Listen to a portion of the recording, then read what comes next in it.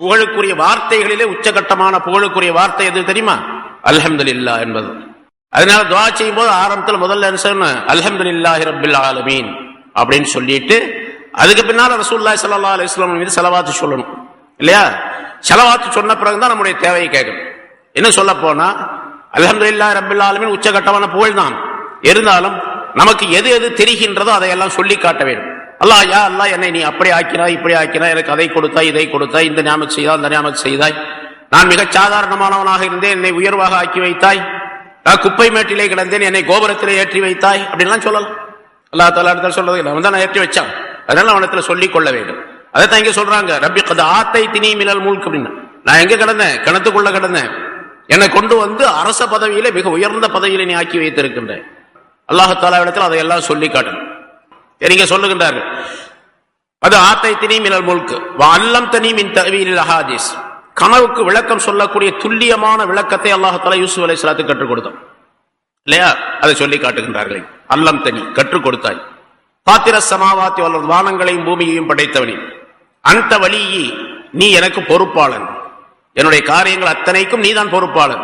ஃபித்துன்யா வல் ஆখিরা, உலகத்திலும் ஆখিরাத்திலும் என்று அல்லாஹ்வை புகழ்ந்து சொல்லிட்டு தங்களுடைய கோரிக்கையை சொல்லுகின்றார்கள். இப்போதான் தவஃபனி முஸ்லிமன் வ அல்ஹிக்னி பிஸ்ஸாலிஹீன், என்னை முஸ்லிமாக நீ மௌத்தாக்குவாயாக, முஸ்லிமாக மௌத்தாக்குவாயாக, அதாவது இஸ்லாத்தில் இருக்கக்கூடிய நிலையில் என்னை மௌத்தாக்குவாயாக.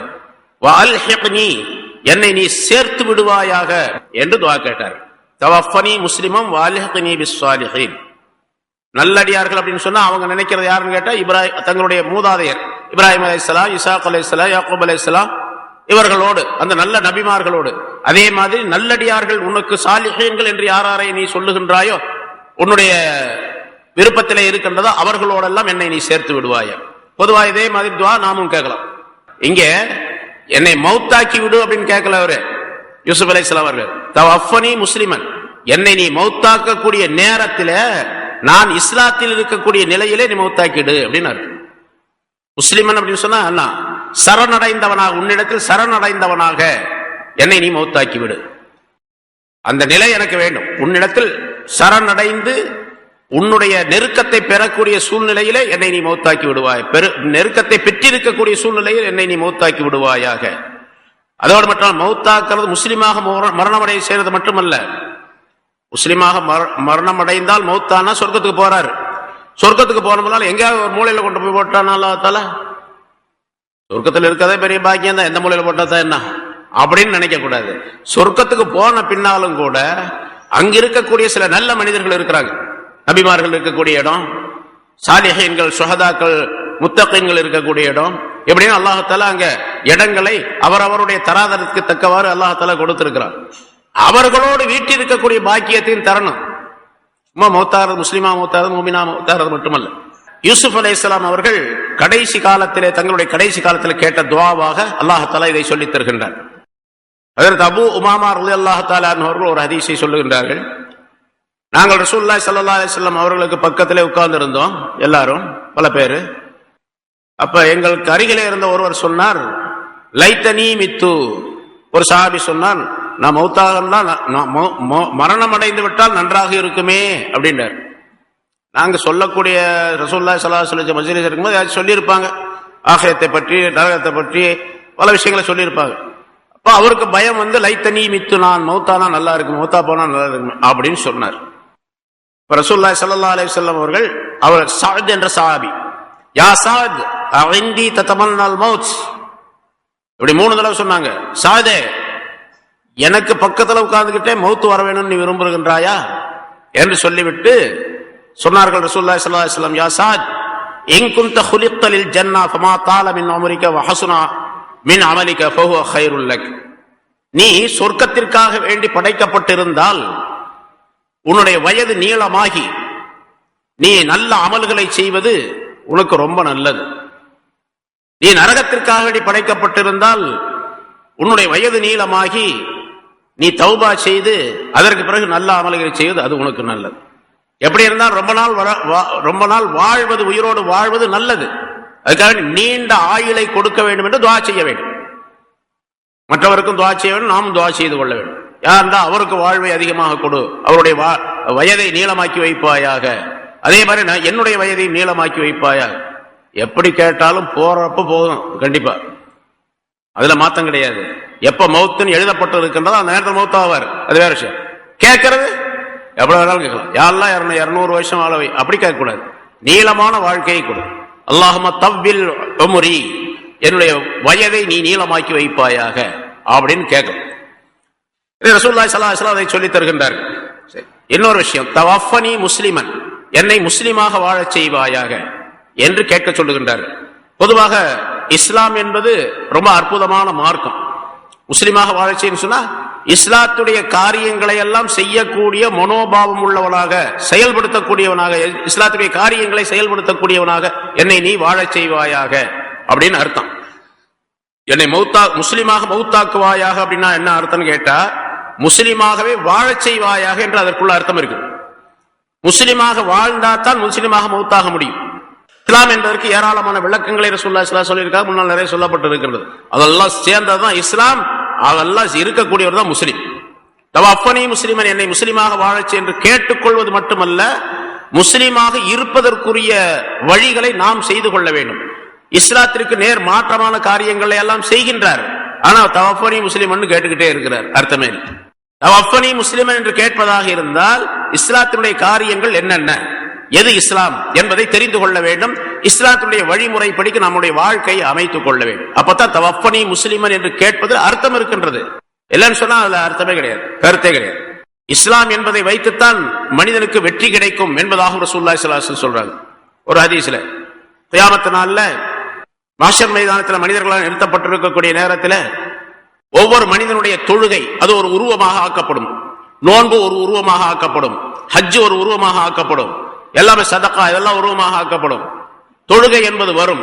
அல்லாஹ் தஆலா இடத்துல சொல்லும், யா அல்லாஹ், நான் தொழுகை, நான் சலா அனசலா, நான் தொழுகை, நான் இந்த மனிதனிடத்தில் இன்னென்ன நிலையிலே இருந்தேன். தொழுதுவரா இருந்தால் நல்லா தொழுதார், நல்லா தொழுதார், அறகுறையா தொழுதா அறகுறையா தொழுதாரு, தொழாமல் இருந்தால் தொழாமலே இருந்தார் இவர் என்று அந்த தொழுகை அல்லாஹ் தஆலா இடத்தில் ரிப்போர்ட் ஷிகாயத் செய்யும், சொல்லும். அல்லாஹ் தஆலா சொல்லுவான், நீ நல்ல ஆள் தான், நீ போ, நான் பாத்துக்கிறேன் அப்படின்னு சொல்லிடுவோம். நீ அல்ல. அதே மாதிரி அவரிடத்தில் இருக்கக்கூடிய சதகா வரும், சதகாவும் அதே மாதிரி சொல்லும், யா அல்லாஹ், நான் சதகா இந்த மனிதனிடத்தில் இன்ன நிலையில இருந்தேன் என்பதாக சொல்லும். சரி அப்படின்னு சொல்லாத்தல விட்டு போன்னு சொல்லிடுவான். அதுக்கு பிறகு நோன்பு வரும், அதுக்கு பிறகு ஹஜ் வரும், கடைசியாக இஸ்லாம் வரும். சொல்றாங்க கடைசி இஸ்லாம். யா அல்லாஹ், அனல் இஸ்லாம் அந்த சலாம் அப்படின்னு சொல்லும். யா அல்லாஹ், நான் இஸ்லாம், நீ சலாம், அஸ்ஸலாம் என்ற பெயருடையவன் நீ, அதனால அப்படின்னு சொல்லும், அந்த இஸ்லாம் சொல்லும். அப்ப அல்லாஹ் தஆலா சொல்லுவான், இன்னக அலா கைர், நீ ரொம்ப நல்ல விஷயத்தின் மீது இருக்கின்றாய். அல் யௌம பிக ஆஹுது வ பிக உஅதி, இன்றைய நாளிலே இந்த மனிதனை நான் உன்னை கொண்டுதான் குற்றம் பிடிப்பேன், உன்னை கொண்டுதான் இந்த மனிதனுக்கு கொடுப்பேன் என்பதாக அல்லாஹ் தஆலா சொல்லுவார். நீ எந்த அளவுக்கு இந்த மனிதனிடத்தில் இருந்தாய் என்பதை வைத்துத்தான் கணித்துத்தான் இந்த மனிதனுக்கு நல்லதும் கெட்டதும் நான் செய்வேன். சொர்க்கம் கொடுப்பேன் அல்லது நரகம் கொடுப்பேன், தண்டனை கொடுப்பேன் அல்லது சொர்க்கத்தினுடைய வாழ்க்கையை கொடுப்பேன் என்பதாக அல்லாஹ் தஆலா இஸ்லாத்திற்கு சொல்லி அனுப்புவார். பல மற்ற அமல்கள்லாம் வரும், சொல்லும் போது அல்லாஹ் தஆலா கேட்டுக்கிட்டு போக சொல்லிடுவான். இஸ்லாம் வரும்போது மட்டும் இந்த விஷயத்தை அல்லாஹ் தஆலா சொல்லுகின்றான் என்று ரசூலுல்லாஹி ஸல்லல்லாஹு அலைஹி வஸல்லம் அவர்கள் சொல்லி காட்டுகின்றார்கள். ஆக தவஃபனி முஸ்லிமன் என்று கேட்பதாக இருந்தால் கேட்கக்கூடியவர் தன்னை முஸ்லிமாக ஆக்கிக் கொள்ள வேண்டும் என்ற எண்ணம் உள்ளவராகவும் இருக்க வேண்டும். அதாவது இஸ்லாம் உடையவராக ஆக்கிக் கொள்ள வேண்டும் என்ற எண்ணம் உடையவராகவும் அவர் இருக்க வேண்டும். அதனாலதான் ரசூலுல்லாஹி ஸல்லல்லாஹு அலைஹி வஸல்லம் சொன்னாங்க, இஸ்லாத்தை கொண்டு வாழ்க்கையை நாம் நிரப்பமாக்கிக் கொள்வதற்காக வேண்டிய துஆ பலவற்றை சொல்லி தந்திருக்கின்றார்கள். அதுல ஒரு துஆ, அல்லாஹும்ம அஹ்ஃபல்னி பில் இஸ்லாமி காயிமா வஹ்ஃபல்னி பில் இஸ்லாமி காயிதா வஹ்ஃபல்னி பில் இஸ்லாமி ராகிதா வலா துஷ்மித் பி அதுவம் வலா ஹாசிதா என்ற ஒரு துஆ, அருமையான துஆ. அல்லாஹும்ம அஹ்ஃபல்னி பில் இஸ்லாமி காயிமா, யா அல்லாஹ், நான் நின்றிருக்கக்கூடிய நிலையில் இஸ்லாத்தை கொண்டு என்னை பாதுகாப்பாயாக, நான் உட்கார்ந்திருக்கக்கூடிய நிலையிலும் இஸ்லாத்தை கொண்டு என்னை பாதுகாப்பாயாக, நான் படுத்துக் கொண்டிருக்கக்கூடிய நிலையிலும் இஸ்லாத்தை கொண்டு என்னை பாதுகாப்பாயாக. மனிதனுக்கு 3 நிலை தானே, ஒன்னு உட்கார்ந்துருக்கணும், அல்லது நிக்கணும், அல்லது படுக்கணும். புரிஞ்சுக்கிட்டே இருப்பார் ஒருத்தர், ருக்குல மட்டும்தான் குனியறது, புரிஞ்சுக்கிட்டே இருக்க முடியாது அந்த மனிதன். 3 நிலை தான். அதனாலதான் திக்ர் செய்வது, அல்லாஹ்வை திக்ர் செய்வது என்பது 3 நிலைகளிலும் இருக்க வேண்டும். அல்லாஹ் தஆலா குர்ஆன்ல சொல்லுகிறார், நின்றவராக உட்கார்ந்தவராக படுத்தவராக அல்லாஹ்வை திக்ர் செய்ய வேண்டும், திக்ர் செய்வார்கள் அந்த நல்லடியார்கள் என்று அல்லாஹ் தஆலா சொல்லுகின்றார். அதுபோல இஸ்லாத்தை கொண்டு என்னை பாதுகாக்க வேண்டும் என்று சொல்லக்கூடிய விஷயத்திலும் நான் நின்றிருக்கக்கூடிய நேரத்தில், உட்கார்ந்து இருக்கக்கூடிய நேரத்தில், படுத்திருக்கக்கூடிய நிலையிலும் இஸ்லாத்தை கொண்டு என்னை பாதுகாப்பாயா என்று சொல்லிவிட்டு இந்த இஸ்லாத்தை விட்டும் நாம் மாறிவிடக்கூடாது, இஸ்லாத்துடைய கட்டளைகளை மீறிவிடக்கூடாது என்பதற்காக ஒரு அருமையான வாசகத்தை சேர்த்து சொல்லுகின்றார்கள். வலா துஷ்மித் பி அதுமம் வலா ஹாசிதா. எனக்கு எதிரிகள் இருப்பார்கள், பொறாமைக்காரர்கள் இருப்பார்கள். என் மீது எனக்கு எதிரியாக இருக்கக்கூடியவர்களுக்கோ அல்லது என் மீது பொறாமை கொள்ளக்கூடியவர்களுக்கோ என்னை கொண்டு மகிழ்ச்சியை, சந்தோஷத்தை நீ ஏற்படுத்தி விடாதே. ஒரு எதிரி சந்தோஷம், நம்ம பற்றி எதிரி சந்தோஷம் அடையணும்னு சொன்னா நான் ஏதாச்சும் தப்பு செஞ்சேன், அதாவது எனக்கு தீங்குகள் ஏற்பட்டிருக்குதுன்னு அர்த்தம். எனக்கு ஏதாச்சும் கஷ்டம் ஏற்பட்டாச்சா என்னுடைய எதிரி சந்தோஷம் அடையும். என்னை பொறாமைக்கக்கூடியவனுக்கு மகிழ்ச்சி ஏற்படுறது, எனக்கு ஏதாச்சும் கஷ்டம் ஏற்படும். அந்த மாதிரி ஒரு சூழ்நிலையை நீ உருவாக்கி வைக்காது. இங்கே எதிரிக்கு என்னை கொண்டு நீ சந்தோஷத்தை ஏற்படுத்தி விடாதேன்னு சொன்னா முதல் எதிரி சைத்தான். அப்ப நான் செய்யக்கூடிய பாவமான காரியங்கள் இருந்தால் அந்த பாவமான காரியங்களை நான் செய்வதன் மூலமாக சைத்தான் சந்தோஷப்படுவான். அதை நீ உண்டாக்கி வச்சிடாது. அதே மாதிரி மனிதர்களே எதிரிகள் இருக்கின்றார்கள், அவர்கள் சந்தோஷப்படக்கூடிய அளவுக்கு என்னுடைய காரியங்களை ஆக்கி வைத்து விடாது. அதே பொறாமைக்காரர்கள் இருக்கின்றார்கள். சில பேர் பொறாமைக்காரர்கள், ஏதாச்சும் ஒரு நஷ்டம் ஏற்பட்டுச்சு, ஒரு கஷ்டம் ஏற்பட்டுச்சு, அந்த ஆளுக்கு நல்லா வேணுங்க, நல்லா வரட்டும் அப்படின்னு அவர் சொல்லுவார். பொறாமையின் காரணமாக அவர் மகிழ்ச்சி அடையக்கூடிய சூழ்நிலை அப்படி உண்டாக்கி வச்சிடாதே என்று ரசூலுல்லாஹி ஸல்லல்லாஹு அலைஹி வஸல்லம் துஆ கேட்டதாக குறிப்பிடுகின்றார். ஆக தவஃபனி முஸ்லிமன், என்னை நீ முஸ்லிமாக மௌத்தாக்கி விடுவாயாக என்று கேட்பது முன்னால் சொல்லப்பட்டபடி வெறுமனே கேட்பது என்பது மட்டும் இருக்கக்கூடாது. அதில் உள்ளே இருக்கக்கூடிய இஸ்லாம் என்பது என்னென்ன காரியங்களை கொண்டதாக இருக்கின்றதோ அத்தனையும் கேட்க வேண்டும் என்பதை அல்லாஹ் தஆலா இங்கே வலியுறுத்தி சொல்லி காட்டுகின்றான். யூசுப் அலைஹிஸ்ஸலாம் அவர்களுடைய துஆவின் மூலமாக அதை அல்லாஹ் தஆலா நமக்கு தெரியப்படுத்துகின்றான். அடுத்து சில விஷயங்களை சொல்லி ரசூலுல்லாஹி ஸல்லல்லாஹு அலைஹி வஸல்லம் அவர்களுக்குள்ள ஆறுதல்களை சொல்லி அந்த ஆயத்தை, இந்த சூராவை அல்லாஹ் தஆலா முடிக்கின்றான். யூசுப் அலைஹிஸ்ஸலாம் அவர்களோடு அவர் 120வது வயசிலே அவர்கள் இறந்தார்கள். எகிப்து நாட்டிலே அவர்கள் அடக்கம் செய்யப்பட்டார்கள். யூசுப் அலைஹிஸ்ஸலாம் அவர்கள் எகிப்திலே அடக்கம் செய்யப்பட்டார்கள். ஆனா இறந்த உடனேயே அவர்களுடைய குடும்பத்தை சார்ந்தவர்கள் கண்ணான் நாட்டிலிருந்து ஒரு 23 வருஷத்துக்கு முன்னால, 20 வருஷத்துக்கு முன்னால, 23 வருஷத்துக்கு முன்னால அந்த யாக்கூப் அலைஹிஸ்ஸலாம் வரும் பொழுது 73 நபர்கள் அல்லது 83 நபர்கள் இருந்தார்கள். 83 பேர் இருந்தாங்க. அவர்கள குழந்தைகள் பிறந்தவருக்கு நிறைய குழந்தைகள் இருந்தார்கள். மற்றபடி மற்ற நாள்களில் யூசுப் அலைஹிஸ்ஸலாம் அவர்கள் இறக்கக்கூடிய நேரத்தில் பல ஆயிரக்கணக்கான முஸ்லிம்கள் அந்த நாட்டில் இருந்தாங்க. பல்லாயிரக்கணக்கான மக்கள். ஒவ்வொருவரும் என்ன விரும்பினாங்கன்னு கேட்டா, அவர்களுக்கு எது விருப்பமோ அந்த இடத்திலே அவர்கள் அடக்கப்பட வேண்டும் என்பதாக விரும்பினார்கள். ஆனா யூசுப் அலைஹிஸ்ஸலாம் அவர்கள் சொல்லி இருந்தார்கள், நான் இறந்து விட்டால் என்னுடைய தந்தையை எங்கு கொண்டு போய் நான் அடக்கினேனோ அதே இடத்துல என்னை அடக்கம் செய்து விடுங்கள். அதாவது ஷாம் நகருக்கு என்னை கொண்டு சென்று பைத்துல் முகத்தஸுடைய அந்த பகுதியிலே அடக்கம் செய்து விடுங்கள் என்பதாக சொன்னார்கள். ஆனா அங்கிருந்த மக்கள் எல்லாம் யூசுப் அலைஹிஸ்ஸலாம் அவருடைய ஜனாசாவை கொண்டு போக சம்மதிக்கவே இல்லை. மிகப்பெரிய நல்லடியாராக, ஒரு நபியாக, ரசூலாக அவர்கள் இந்த நாட்டிலே ஆட்சி செய்து கொண்டிருந்தார்கள். ஆகவே அவர்களுடைய பரக்கத்தை நாங்கள் இழப்பதற்கு விரும்பவில்லை, இந்த நாட்டிலேயே அவருடைய உடல் அடக்கப்பட வேண்டும் என்பதாக விரும்பினார்கள். சரி, ஒவ்வொரு கபீலாவும் எங்க பகுதியிலே அடக்கப்பட வேண்டும் என்பதாக விரும்பினார்கள். அதனால எல்லாரும் சேர்ந்து முடிவு செஞ்சாங்க, அந்த நாட்டில் ஓடக்கூடிய மிகப்பெரிய நதி நைல் நதி, மிகப்பெரிய நதி. நதி என்று ஆறு என்று சொல்லப்படக்கூடிய பெரிய ஆறு, ரொம்ப அற்புதமான இனிமையான சுவையான தண்ணீர் உள்ளது.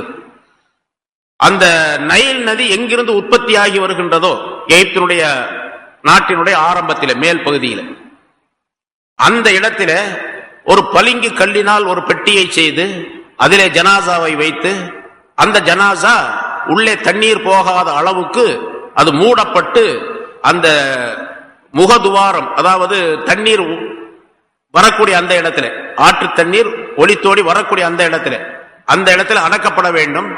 அந்த பெட்டியின் மீது தண்ணீர் பட்டு அந்த தண்ணீர் இந்த நைல் நதி முழுவதிலும் பரவி வரக்கூடிய சூழ்நிலை இருக்க வேண்டும். நைல் நதி நம்முடைய ஊரிலே எந்தெந்த இடங்களுக்கு போகின்றதோ அங்கே இந்த பெட்டியினுடைய பரக்கத்தின் காரணமாக, அந்த பெட்டியிலே பட்ட அந்த தண்ணீரின் பரக்கத்தின் காரணமாக இந்த நைல் நதி வற்றாத சூழ்நிலை ஏற்படுத்திக் கொள்ள வேண்டும் என்று முடிவு செய்தார்கள் கடைசியாக. அதே மாதிரி ஒரு பளிங்கு கல்லினால் செய்யப்பட்ட பெட்டியிலே வைத்து ஜனாசாவை மூடி அதை கொண்டு போய் அந்த தண்ணீர் வரக்கூடிய இடத்துல வைத்து அடக்கம் செய்தார்கள் என்பதாக சொல்லப்பட்டு இருக்கின்றது. ஆனா இது யூசுப் அலைஹிஸ்ஸலாம் அவருடைய வசியத்துக்கு மாற்றம். இது அவங்க வசியத்து செய்தது என்னை கொண்டு போய் என்னுடைய தந்தைமார்களுடைய இடத்துல அடக்கம் செய்து விடுங்கள் என்பதாக சொன்னாங்க. இந்த வசியத்து யூசுப் அலைஹிஸ்ஸலாம் அவர்களுக்கு பின்னால் யார் நபியாக வந்தாரோ அவர், அதற்கு பின்னால் யார் நபியாக வந்தாரோ அவர், அதற்கு பின்னால் யார் நபியாக வந்தாரோ அவருக்கெல்லாம் வரிசையாக சொல்லப்பட்டு கொண்டே வந்தது. கடைசியாக மூசா அலைஹிஸ்ஸலாம் அவருடைய காலத்திலும் இது சொல்லப்பட்டது. மூசா அலைஹிஸ்ஸலாம் அந்த வழியில தான் வர்றாங்க. யூசுப் அலைஹிஸ்ஸலாம் அவர்கள் இறந்த பின்னால அந்த நாட்டில் கொஞ்சம் கொஞ்சமாக இந்த இஸ்லாம் என்பதெல்லாம் மாறி கடைசியில ஆட்சியாளராக வரக்கூடியவர் மிகப்பெரிய கொடுங்கோலனாக வந்து சேர்ந்தார். அவருக்கு தான் ஃபிரௌன் என்று சொல்லப்படுவது. பொதுவாக எகிப்து நாட்டிலே யார் ஆட்சியாளராக வருகின்றாரோ அவருக்கு பெயர் ஃபிரௌன் என்ற பெயர் இருக்கும். ஃபிரௌன் என்ற பெயர் இருக்கும். அது மாதிரி மற்ற பின்னால் அதற்கு அடுத்து வந்தவர்கள் எல்லாம் அந்த ஃபிரௌன் என்ற பெயரை வைத்துக் கொண்டார்கள். அந்த ஃபிரௌனிலே 1வது அல்ல 2வது 3வதாக வந்தவன் தான் அந்த மூசா அலைஹிஸ்ஸலாமுடைய காலத்தில் உள்ள ஃபிரௌன். அந்த நேரத்தில் மூசா அலைஹிஸ்ஸலாம் அவர்களை அல்லாஹ் தஆலா அங்கே நபியாக அனுப்பினார். மூசா அலைஹிஸ்ஸலாம் அவர்கள் அந்த ஃபிரௌனோடு போர் தொடுத்தார்கள். சென்ற வரலாறுகள் நிறைய சொல்லப்பட்டு இருக்கின்றது அந்த விஷயங்கள் எல்லாம். கடைசியாக மூசா அலைஹிஸ்ஸலாம் அவர்களுக்கு சொல்லப்பட்டது, இந்த மாதிரி யூசுப் அலைஹிஸ்ஸலாம் அவர்கள் இந்த மாதிரி வசியத்தை செஞ்சிருக்கிறாங்க, அவர்களுடைய ஜனாசாவை இதில் அடக்க வேண்டும் என்று. அந்த வசியத்துக்கு மாற்றமாக இங்கே அடக்கப்பட்டு இருக்கின்றார். இது ஃபிரௌனியத்தான ஊர், இது இந்த ஊர்ல அவர்களுடைய ஜனாசா இருக்கக்கூடாது என்பதாக எல்லோரும் முடிவு செய்தார்கள். கடைசியாக சரி அந்த ஜனாசா எங்கே அடக்கப்பட்டிருக்கின்றது அப்படிங்கிறது கருத்து வேறுபாடு. ஏன்னா சுமார் ஒரு 400-500 வருஷம் ஆயிப்போச்சு. இதுக்கு இடையில ஒரே ஒரு வயோதிகமான பெண்மணி இருந்தார். அந்த பெண்மணி அடையாளம் காட்டுவதாக சொன்னதின் பேரில் அந்த அடையாளம் காட்டப்பட்டது. மூசா அலைஹிஸ்ஸலாம் அவர்கள் அந்த ஃபிரௌனுடைய படைக்கு அல்லாஹ் தஆலாவுடைய உத்தரவின்படி அந்த செங்கடலை கடந்து செல்லக்கூடிய நேரத்தில் இந்த பெட்டியையும் எடுத்து தயாராக வைத்திருந்தார்கள். அதை கொண்டு போய் ஷாம் நகரில் அடக்கம் செய்யப்படுவதற்காக வேண்டி. இப்போ மூசா அலைஹிஸ்ஸலாம் அவர்களோடு பின்னாலே சென்றவர்கள், மூசா அலைஹிஸ்ஸலாத்துடைய அந்த காலத்தில் ஃபிரௌனுடைய பிடியிலிருந்து தப்பித்து இரவோடு இரவாக செல்லக்கூடிய நேரத்தில் மூசா அலைஹிஸ்ஸலாம் அவர்களை பின்பற்றி சென்றவர்கள் 6 லட்சம் பேர். இந்த 6 லட்சம் பேர் எங்கிருந்து வந்தவர்கள்? அந்த 73 பேர் வந்தாங்களே கண்ணான் என்ற ஊர்ல இருந்து யாக்கூப் அலைஹிஸ்ஸலாம் உடனே அந்த 73 நபர்ல இருந்து 6 லட்சம் பேர் உருவானவர்கள். இந்த 6 லட்சம் பேர் முஸ்லிம்கள், அல்லாஹ்வை நம்பியவர்கள், ஈமான் கொண்டவர்கள். அவர்கள் மூசா அலைஹிஸ்ஸலாம் அவருடைய காரணமாக அவர்கள் ஈமானில் நிரப்பமாக ஆனார்கள். அதற்கு பிறகு போனார்கள், அந்த பெட்டியையும் எடுத்துக்கொண்டு சென்றார்கள். நைல் நதியை கடந்து சென்று அங்கே ஷாம் நகருக்கு போன பின்னாலே அந்த பெட்டியை அந்த இடத்தில் அடக்கம் செய்தார்கள் மூசா அலைஹிஸ்ஸலாம் அவர்கள். யூசுப் அலைஹிஸ்ஸலாத்துடைய அந்த பெட்டியை, சடலத்துடைய அந்த பெட்டியை என்பதாக சொல்லப்பட்டிருக்கிறது. யூசுப் அலைஹிஸ்ஸலாமும் ஜலீஹா இந்த 2 பேரும் கணவன் மனைவியாக வாழ்ந்த நேரத்தில் 2 குழந்தைகள், 2 ஆண் குழந்தைகள் அவர்களுக்கு பிறந்தார்கள். யூசுஃபுக்கும் ஜலீஹாவுக்கும் 2 ஆண் குழந்தைகள். அஃப்ராஷீம் என்று ஒருவருடைய பெயர், மீஷா என்பது இன்னொருடைய பெயர். அஃப்ராஷீம் என்பவருடைய மகன் நூன் என்பவர், அவருக்கு ஒரு மகன் பிறந்தார், நூன் என்பவர். அதாவது யூசுப் அலைஹிஸ்ஸலாத்துடைய பெயர். அந்த நூன் என்பவர் தான் மூசா அலைஹிஸ்ஸலாம் அவருடைய தோழராக இருந்தார். மூசா அலைஹிஸ்ஸலாம் அவர்கள் ஹிதுர் அலைஹிஸ்ஸலாம் அவர்களை தேடி போகக்கூடிய நேரத்தில் அவரோடு அந்த பயணத்தில் சென்றவர் என்பதாக ஒரு வரலாறு சூரத்துல் கஹ்ஃபிலே வருகின்றது அல்லவா. அந்த மூசா அலைஹிஸ்ஸலாத்தோடு இருந்தவர் தான் அந்த நூன் என்பவர். அவர் யூசுப் அலைஹிஸ்ஸலாத்துடைய பெயர். மூசா அலைஹிஸ்ஸலாம் அவர்களுக்கு பின்னால் அந்த நூன் என்பவர் நபியாக ஆக்கப்பட்டார் என்று வரலாறு. அதே மாதிரி யூசுப் அலைஹிஸ்ஸலாத்துடைய இன்னொரு மகன் மீஷா என்பவர், அவருக்கு ஒரு பெண் குழந்தை பிறந்தது. ரஹ்மத் என்று அந்த பெண்ணுடைய பெயர், அந்த குழந்தையுடைய பெயர் ரஹ்மத் என்ற அந்த பெண் பெரிதான பின்னால அய்யூப் அலைஹிஸ்ஸலாம் அவர்களை அந்த பெண் திருமணம் செய்து கொண்டார். அய்யூப் அலைஹிஸ்ஸலாத்துடைய மனைவி ரஹ்மா, ரஹீமான்னு சொல்லுவாங்க, ரஹீமா இல்ல ரஹ்மா. ரஹ்மத் அப்படிங்கிறத ரஹ்மா அப்படின்னு சொல்லுவாங்க. அய்யூப் அலைஹிஸ்ஸலாத்துடைய மனைவி ரஹ்மா. அப்ப யூசுப் அலைஹிஸ்ஸலாத்துடைய பேரன் மூசா அலைஹிஸ்ஸலாமுடன் தோழமை கொண்டிருந்தார். யூசுப் அலைஹிஸ்ஸலாத்துடைய பேத்தி அய்யூப் அலைஹிஸ்ஸலாத்துடைய மனைவியாக இருந்தார் என்று அதோடு வரலாறு முடிகின்றது. ஆக இந்த வரலாற்றிலிருந்து என்னென்ன படிப்பினைகள் நமக்கு வாழ்க்கைக்கு தேவைப்படக்கூடியதாக சொல்லப்பட்டிருக்கின்றதோ அதை தெரிந்து வாழக்கூடியவர்களாக இருக்க வேண்டும். அத்தகைய நல்ல பண்புகளை நம் அனைவருக்கும் அல்லாஹ் தஆலா தந்தருள்வாராக. அம்மா பஅத் ஃபகத் قال الله تعالى في كلامه القديم أعوذ بالله من الشيطان الرجيم بسم الله الرحمن الرحيم ذلك من أنباء الغيب نوحيه إليك وما كنت لديهم إذ أجمعوا أمرهم وهم يمكرون وما أكثر الناس ولو حرصت بمؤمنين وما تسألهم عليه من أجر إن هو إلا ذكر للعالمين وكأي من آية في السماوات والأرض يمرون عليها وهم عنها معرضون وَمَا يُؤْمِنُ أَكْثَرُهُم بِاللَّهِ إِلَّا وَهُم مُشْرِكُونَ. ஸதகல்லாஹு அல்-அலீம். கண்ணியத்திற்குரிய பெரியோர்களே, சகோதரர்களே, யாக்கூப் அலைஹிஸ்ஸலாம் அவர்கள் இருக்கக்கூடிய காலகட்டத்தில் அந்த சகோதரர்களுக்கு ஒரு நாள் ஒரு சந்தேகம் வந்தது. 10 பேரும் கூடி பேசிக் கொண்டிருந்தார்கள்.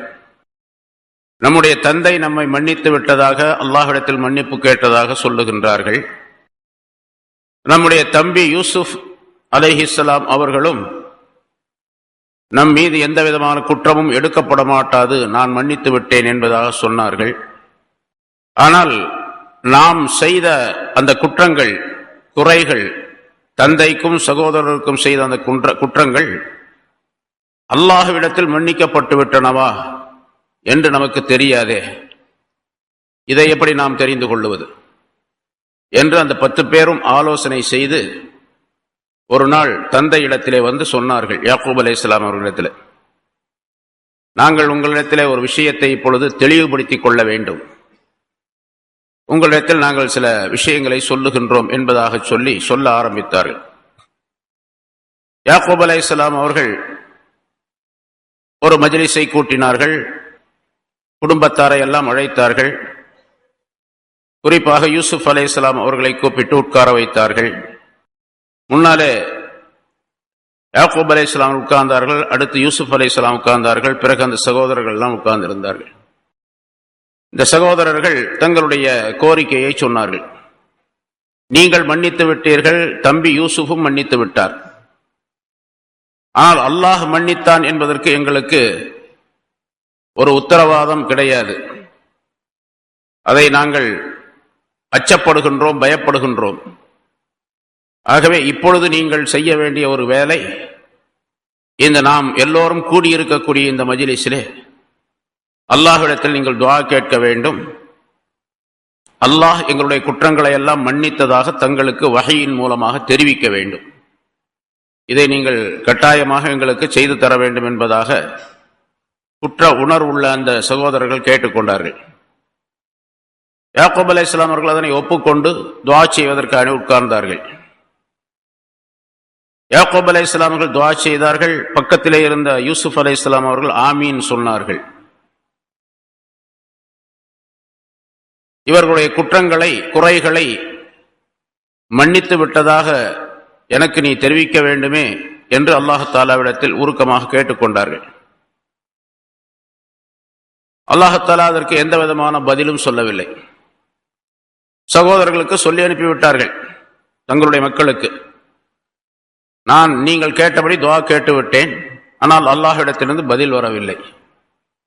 எப்பொழுது பதில் வரும் என்று எனக்கு தெரியாது, பதில் வந்தால் உங்களுக்கு சொல்லுகின்றேன் என்று சொல்லி அனுப்பினார்கள்.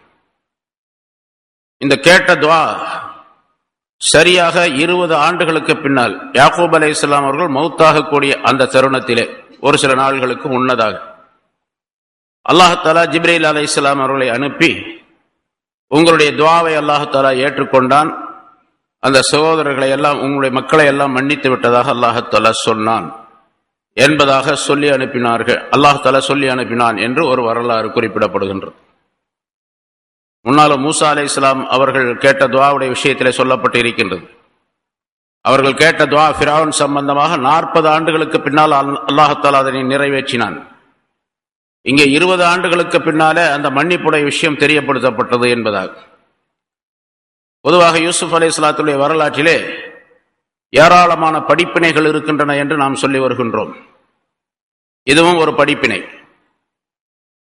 ஒரு பெரிய நபி, ரசூல், நபியாக இருக்கக்கூடிய மக்கள், குறிப்பாக அல்லாஹ் தஆலா புகழ்ந்துரைக்கக்கூடிய யூசுப் அலைஹிஸ்ஸலாம் அவர்கள், இவர்கள் எல்லாம் சேர்ந்து கேட்ட துஆ ஏற்றுக்கொள்ளப்படுவதற்கு, ஏற்றுக்கொள்ளப்பட்டது என்பதை தெரியப்படுத்துவதற்கு 20 ஆண்டுகள்.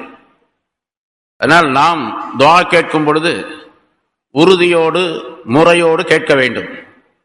அல்லாஹ் தஆலா ஒப்புக்கொள்வான் என்ற உறுதியோடு கேட்க வேண்டும். துஆ ஏற்றுக்கொள்ளப்படுவதற்கு எத்தனை நிபந்தனைகள் இருக்கின்றனவோ அவை அனைத்தையும் ஒன்றாக சேர்த்து துஆ கேட்க வேண்டும். முன்னாலே சொல்லப்பட்டு இருக்கின்ற சூரத்துல் பக்ராவிலே அதற்குரிய விளக்கங்கள். கிட்டத்தட்ட 30க்கு மேற்பட்ட நிபந்தனைகள் இருக்கின்றன துஆ ஏற்றுக்கொள்ளப்படுவதற்கு. எல்லா நிபந்தனைகளும் ஒன்று கூடி வந்தால்தான் துஆ ஏற்றுக்கொள்ளப்படும். அப்படி ஏற்றுக்கொள்ளப்படுவதும் கூட உடனடியாக நிறைவேறும், உடனடியாக அதற்குரிய பலன்கள் கிடைக்கும் என்பது கிடையாது. அல்லாஹ் தஆலா எப்பொழுது நாடுகின்றானோ, எப்பொழுது விரும்புகின்றானோ அந்த நேரத்தில் அது கிடைக்கும் என்பதையும் புரிந்து கொள்ள வேண்டும் என்பது அந்த சரித்திரத்தினுடைய சம்பவத்தினுடைய விளக்கமாகும். இப்பொழுது யூசுப் அலைஹிஸ்ஸலாத்துடைய சம்பவம் முடிந்து விட்டது.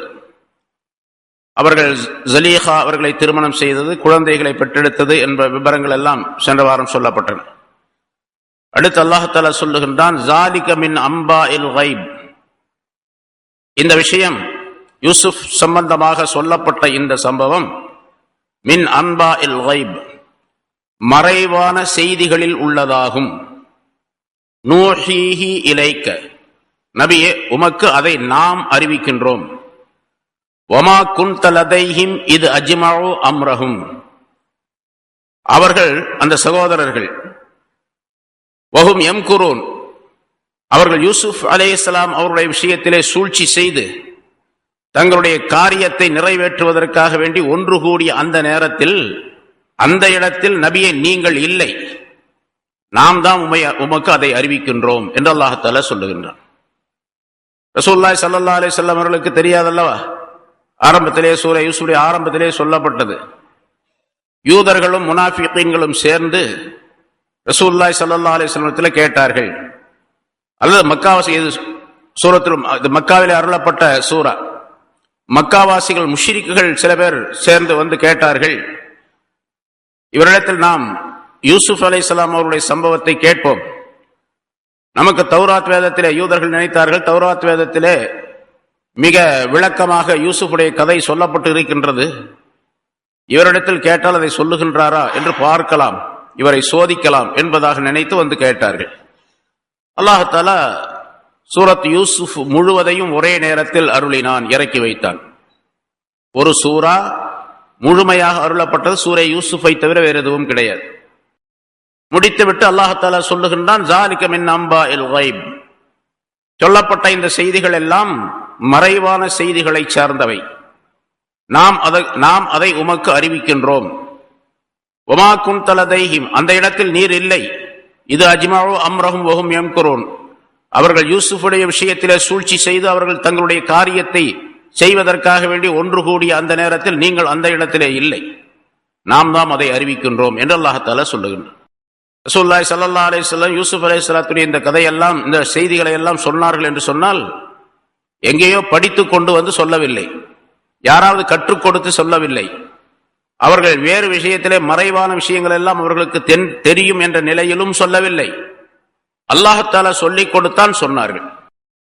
இல்முல் கைப் சம்பந்தப்பட்ட விஷயம் ஏராளமாக பல இடங்களிலே முன்னால் உள்ள ஆயத்துகளிலே விளக்கம் சொல்லப்பட்டு இருக்கின்றது. மறைவான செய்தியை, மறைவான விஷயத்தை அறிந்து கொள்ளுதல் என்பது அல்லாஹ்வை தவிர வேறு யாருக்கும் கிடையாது, எந்த நபிக்கும் கிடையாது, ரசூல் ஸல்லல்லாஹு அலைஹி வஸல்லம் அவர்களுக்கும் கிடையாது. அல்லாஹ் தஆலா எதை சொல்லி தந்தானோ அதை மட்டுமே சொல்லுவார்கள் ரசூலுல்லாஹி ஸல்லல்லாஹு அலைஹி வஸல்லம் அவர்கள். ஆனால் அல்லாஹ் தஆலா எவ்வளவு சொல்லி தந்தான் அதை கணக்கே போட முடியாது, அதை கணிக்கவே முடியாது, இவ்வளவுதான் என்று ஒரு மட்டு திட்டத்திற்குள்ளாக்க முடியாது. அப்படிப்பட்ட பல லட்சக்கணக்கான கோடிக்கணக்கான செய்திகளை ரசூலுல்லாஹி ஸல்லல்லாஹு அலைஹி வஸல்லம் அவர்களுக்கு அல்லாஹ் தஆலா சொல்லி தந்திருக்கின்றான். சொல்லியதை சொன்னார்கள் என்பதுதான் அதனுடைய விளக்கமாக முன்னால் நிறைய சொல்லப்பட்டு இருக்கின்றது. ஆக ரசூலுல்லாஹி ஸல்லல்லாஹு அலைஹி வஸல்லம் அவர்களுக்கு சொல்லி தந்த அந்த செய்திகள் இல்முல் கைப் என்ற நிலைக்குள்ளே வராது. அதற்கு பெயர் இன்பாஉல் கைப் என்பதாக சொல்லப்படும். அதே வார்த்தையை தான் இங்கே அல்லாஹ் தஆலா சொல்லுகின்றான், ஸாலிக மின் அம்பாஇல் கைப், மறைவான விஷயங்கள், மறைவான செய்திகளில் உள்ளது இது என்பதாக சொல்லுகின்றான். அந்த கருத்தும் இந்த ஆயத்தின் மூலமாக விளக்கப்படுகின்றது. இப்ப யூசுஃபுடைய இந்த சம்பவத்தை இவர் முஹம்மது ஸல்லல்லாஹு அலைஹி வஸல்லம் அவர்கள் சொல்லிவிட்டால் அவர் உண்மையான நபிதான் என்று நாம் பிறகு ஈமான் கொள்ளலாம், பிறகு பார்த்து கொள்ளலாம் என்பதாக நினைத்து அந்த முஷ்ரிக்குகளும் யூதர்களும் கேட்டார்கள். ஆனால் இந்த கதையெல்லாம் ரசூலுல்லாஹி ஸல்லல்லாஹு அலைஹி வஸல்லம் சொல்லி முடிச்சிட்டாங்க. இது வரைக்கும், இந்த ஆயத்து வரைக்கும் சென்ற வாரம் வரைக்கும் சொல்லப்பட்ட இந்த விஷயத்தை சஹாபாக்கள் மூலமாக மற்ற எல்லா மனிதர்களுக்கும் கொண்டு போய் சேர்த்தார்கள். சரி, அவங்க நினைச்சபடி அல்ல சொன்னபடி ஈமான் கொண்டார்களா? யூசுப் அலைஹிஸ்ஸலாத்துடைய கதையெல்லாம் சொல்லியாச்சு, சரியா இருக்கு. நாம் தௌராத்திலே எப்படி படித்திருக்கின்றோமோ அதே போன்று கொஞ்சம் கூட மாறாம அவர் அத்தனை செய்திகளையும் சொல்லிவிட்டார் என்பதாக ஒப்புக்கொண்டார்கள். ஆனா ஈமான் கொண்டார்களா? ஈமான் கொள்ளவில்லை. ரசூலுல்லாஹி ஸல்லல்லாஹு அலைஹி வஸல்லம் அவர்களும் ரொம்ப கவலையா இருந்துச்சு. ஈமான் கொண்டதாக சொன்னாங்க, ஆனா ஈமான் கொள்ளவில்லையே என்று கவலைப்பட்டார்கள். அல்லாஹ் தஆலா அதற்கு ஆறுதல் சொல்லும் முகமாக பதில் சொல்லுகின்றான். வமா அக்ஸருன் நாஸி வலவ் ஹரஸ்த பிமுஃமினீன்.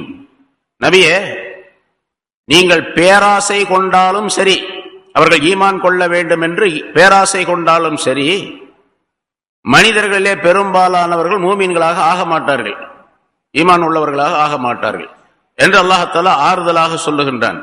நீங்க என்னதான் அவங்க கேட்டதையெல்லாம் கொடுத்தாலும் கூட, சொன்னாலும் கூட அவர்கள் ஈமான் கொள்ள மாட்டார்கள். நீங்க ஆசை கொண்டு என்ன பண்றது? வலோ ஹரஸ்த, நீர் ஆசைப்பட்டாலும் சரி அவர்கள் மூமின்களாக பெரும்பாலானவர்கள் ஆக மாட்டார்கள். இது மக்காவாசிகளுக்கு மட்டுமல்ல, உலகத்திலே கியாமத்து நாள் வரைக்கும் உலகத்தில் இருக்கக்கூடிய மனிதர்களிலே பெரும்பாலானவர்கள் மூமின்களாக இருக்க மாட்டார்கள். மிக குறைவானவர்கள் தான் மூமின்கள் இருப்பார்கள். 600 கோடி பேர் என்று வைத்துக் கொண்டால் ஒரு 200 கோடி பேர் மூமின்கள். அதுல பக்கா மூமின்கள் என்று சொல்லப்படக்கூடிய எவ்வளவு பேர் இருப்பாங்க? சரியான மூமின் அப்படின்னு அது ரொம்ப குறைவாக இருப்பார்கள். சரி, பேரளவுலாவது மூமின் என்று சொல்லப்படக்கூடியவர்கள் மிக குறைவானவர்கள் என்பதாக குறிப்பிடுகின்றார். நபியை இந்த செய்திகளை எல்லாம் மக்களுக்கு சொல்லுவதற்கு நீங்கள் வமா தஸ்அலுஹும் மின் அஜ்ர், எந்த கூலியையும் அவர்களிடத்தில் நீங்கள் கேட்கவில்லை. ஏதாவது ஃபீஸ், நான் இந்த கதையெல்லாம் சொல்றேன், எனக்கு எவ்வளவு ஃபீஸ் கொடுங்கன்னு கேட்டாங்களா? எனக்கு எவ்வளவு ஹதியா கொடுக்கணும் அப்படின்னு கேட்டாங்களா? அப்படிலாம் ஒன்றும் கேட்கவே கிடையாது. வமா தஸ்அலுஹும் மின் அஜ்ர், எந்த கூலியையும் எந்த பிரதிபலனையும் அவர்களிடத்தில் நபியை நீங்கள் கேட்கவே இல்லை. இன் ஹுவ இல்லா ஸிக்ருல் லில் ஆலமீன், இந்த குர்ஆன் அகிலத்தினர் அனைவருக்கும் ஒரு உபதேசமாகவே தவிர வேறு கிடையாது. இந்த குர்ஆன் சொல்லப்பட்ட செய்திகள் நீங்கள் உலகத்தை சம்பாதிப்பதற்காக வேண்டி சொல்லப்பட்டதல்ல, கொடுக்கப்பட்டதல்ல, அதன் மூலமாக உலகத்தை நீங்கள் சம்பாதிக்க வேண்டும் என்பதற்காக வேண்டிய அல்ல. ஆனால் இந்த குர்ஆன் ஒரு உபதேசமாக இருக்கின்றது, அகிலத்தினர் அனைவருக்கும் உபதேசமாகவே தவிர வேறு கிடையாது. அந்த உபதேசத்தை ஏற்றுக்கொள்ளக்கூடியவர்கள் மிக சிலர் தான் இருக்கின்றார்கள் என்றும் அல்லாஹ் குறிப்பிடுகின்றான்.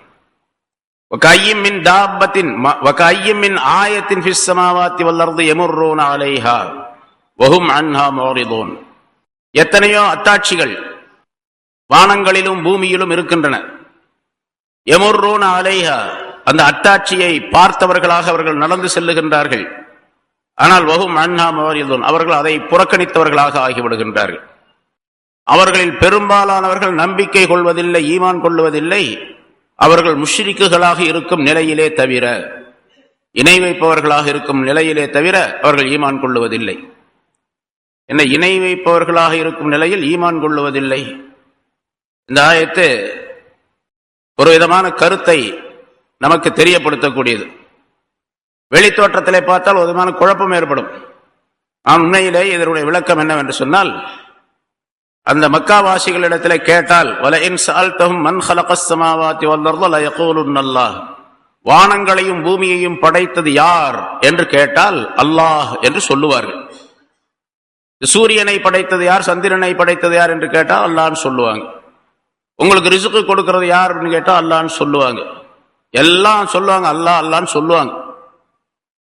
அந்த இதுல பாத்தீங்கன்னு சொன்னா ஈமான் கொள்ற மாதிரி தெரியுது அவங்க. ஆனா உண்மையிலே அவர்கள் ஈமான் கொள்வதில்லை. பிறகு ஏன் இந்த சிலைகளை எல்லாம் நீங்கள் வணங்குகின்றீர்கள் என்று கேட்டால், அல்லாஹ்விடத்தில் இவற்றை வணங்குவதன் மூலமாக அல்லாஹ்விடத்தில் இவை எங்களை நெருக்கமாக்கி வைக்கும் என்பதாக சொல்லுவார்கள். முன்னால் ஆயத்தில் சொல்லப்பட்டிருக்கின்றோம். அதுபோல அவர்கள் முஷ்ரிக்குகளாக இருக்கின்றார்கள். பெரும்பாலானவர்கள் ஈமான் கொள்ளுவதே இல்லை. முஷ்ரிக்குகளாக இருக்கும் நிலையிலே தவிர ஈமான் கொள்ளுவதில்லை. முஷ்ரிக்குகளாக இருக்கின்றார்கள், ஈமான் கொள்ளுவதில்லை. வெளித்தோற்றத்திலே பார்த்தால் ஈமான் கொள்ற மாதிரி தெரியுது, ஆனால் உண்மையிலேயே முஷ்ரிக்குகள் அவர்கள். இது அந்த குறைஷியர்கள், மக்கா குறைஷியர்களை குறித்து சொல்லப்பட்ட கருத்து. அதே போன்று வேதக்காரர்களை எடுத்துக்கொள்ளுங்கள், யூதர்கள், கிறிஸ்தவர்கள். அவங்க அல்லாஹ் நம்புறாங்க. இப்ப இருக்கக்கூடிய வேதக்காரர்களும் யூதர்களும் அல்லாஹை நம்புகின்றார்கள், நபியையும் நம்புகின்றார்கள். அதாவது மூசா அலைஹிஸ்ஸலாத்தை நம்புகின்றார்கள். ரசூலுல்லாஹி ஸல்லல்லாஹு அலைஹி வஸல்லம் அவர்களை நம்புவதில்லை. மூசா அலைஹிஸ்ஸலாம் அவர்களை நம்புகின்றார்கள், தங்களுடைய நபி என்பதாக ஒப்புக்கொள்ளுகிறார்கள். ஆனா வெளித்தோற்றத்திலே பார்த்தால் அவர்கள் இணை வைத்துக் கொண்டிருக்கின்றார்கள், வேறு வேறு தெய்வங்களை வணங்கி கொண்டிருக்கின்றார்கள். அல்லது ரசூலுல்லாஹி ஸல்லல்லாஹு அலைஹி வஸல்லம் அவர்களை ஏற்றுக்கொள்வதில்லை.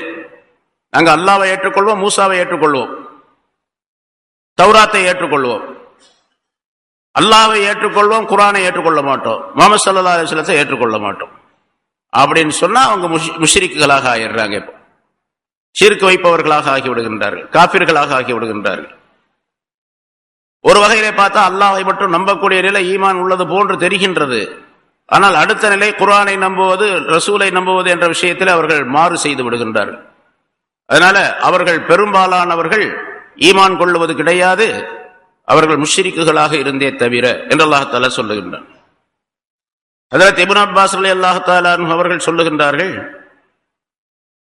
இந்த ஆயத்து இன்னொரு காரணத்தினாலும் இறக்கப்பட்டது.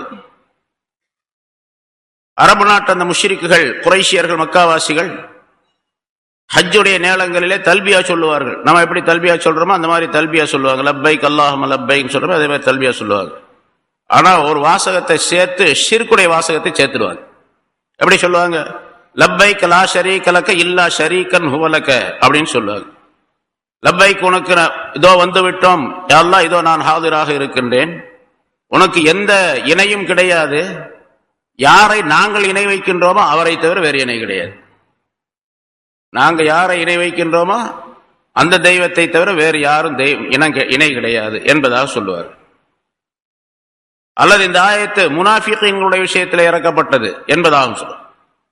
அதாவது அவர்கள் லா இலாஹ இல்லல்லாஹ் முஹம்மது ரசூலுல்லாஹ் என்று கலிமாவை சொல்லுகின்றார்கள், வெளித்தோற்றத்திலே நாக்கில, வெளித்தோற்றத்திலே உடலே தொழுகின்றார்கள். ரமலான் மாசம் வந்தால் நோன்பு வைத்துக் கொண்டிருந்தார்கள். ஆனால் உள்ளம் எப்படி இருந்தது என்று சொன்னால் இஸ்லாத்திற்கும் அல்லாஹ்வுக்கும் ரசூலுக்கும் குர்ஆனுக்கும் ஹதீஸுகளுக்கும் முற்றிலும் மாறுபட்டதாக இருந்தது. உள்ளே குஃப்ரை மறைத்து வைத்துக் கொண்டு வெளியிலே அவர்கள் ஈமான் இருப்பதாக சொல்லிக் கொண்டு நடித்துக் கொண்டிருந்தார்கள். அதனால அவர்களும் இந்த ஆயத்திலே சேர்ந்தவர்கள் தான். அல்லாஹ் தஆலா அவர்களுடைய அந்த ஈமானை ஏற்றுக்கொள்வதில்லை. ஈமானுடைய நிலை, வெளித்தோற்றத்தில் இருக்கக்கூடிய அந்த ஈமானுடைய நிலையை ஏற்றுக்கொள்வதில்லை. ஏன்னா ஈமான் என்பது கல்பை சேர்ந்தது. கல்பு குஃபுருடையதாக, ஷிர்க்குடையதாக இருக்கின்றது. வெளித்தோற்றத்தில் ஈமான் கொள்ளுகின்றார்கள் என்று சொன்னால் அந்த ஈமான் அல்லாஹ் தஆலாவிடத்தில் ஒப்புக்கொள்ளப்பட்டது அல்ல என்பதை அல்லாஹ் தஆலா தெரியப்படுத்துகின்றார். அதே போன்று மூமினாக இருக்கக்கூடியவர்கள், நம்மை போன்றவர்கள் இருக்கிறாங்க. நம்மிலே சில பேர் ஈமான் கொண்டிருக்கின்றார்கள், ஆனால் ஷிர்க்குடைய காரியங்களை செய்து விடுகின்றார்கள். விளக்கம், இந்த ஆயத்திற்கு விளக்கம் தரக்கூடிய உலமாக்கள் பல கருத்துக்களை சொல்லுகின்றார்கள். மன் ஹலஃப பிகைரில்லாஹி ஃபகத் அஷ்ரக் என்ற ஒரு ஹதீஸ். எவர் அல்லாஹ் அல்லாததை கொண்டு சத்தியம் செய்தால் அவர் இணை வைத்து விட்டார், ஷிர்க் செய்து விட்டார் என்பதாக சொன்னார்கள் ரசூலுல்லாஹி ஸல்லல்லாஹு அலைஹி வஸல்லம். சத்தியம் செய்வது அல்லாஹ்வை கொண்டுதான், அல்லாஹ்வின் மீது சத்தியமாக என்றுதான் சொல்ல வேண்டும். அல்லாஹ் அல்லாத பொருளை கொண்டு சத்தியம் செய்யக்கூடாது. அப்படி ஒருவர் செய்தால் அவர் அல்லாஹ்வுக்கு இணை வைத்து விட்டார் என்பதாக சொன்னார். இப்ப பாருங்க, மூமினா இருக்கிறாரு, சத்தியம் செய்யக்கூடிய விஷயத்தில் முஷ்ரிக் ஆயிடுறாரு, அவருக்கும் இந்த ஆயத்தை பொருந்தும். அதே மாதிரி இன்னொரு ஹதீஸிலே மன் தஅல்லக தமீமத்தன் ஃபகத் அஷ்ரக, எவர் ஒருவர் ஒரு தாயத்தை கழுத்திலே தொங்க விடுகின்றாரோ அவர் இணை வைத்து விட்டார் என்பதாக சொன்னார்கள். தாயத்து போடுறது. இன்னொரு ஹதீஸ்ல அன்னர் ருகா இன்னர் ருகா வத்தமாஇம வத்திவலத ஷிர்குன், மந்திரிச்சு பார்ப்பது, தாயத்து போடுவது, அது போன்றுள்ள விஷயங்களை செய்வதெல்லாம் ஷிர்க் என்பதாக சொன்னார்கள். இன்னொரு ஹதீஸ்ல அத்தியரத்து ஷிர்குன் வமா மின்னா இல்லா வலாக்கின் அல்லாஹ் யஸ்ஹபு பித்தவக்குல், குறி பார்ப்பது, ஜோசியம் பார்ப்பது ஷிர்க் என்பதாக சொன்னார்கள்.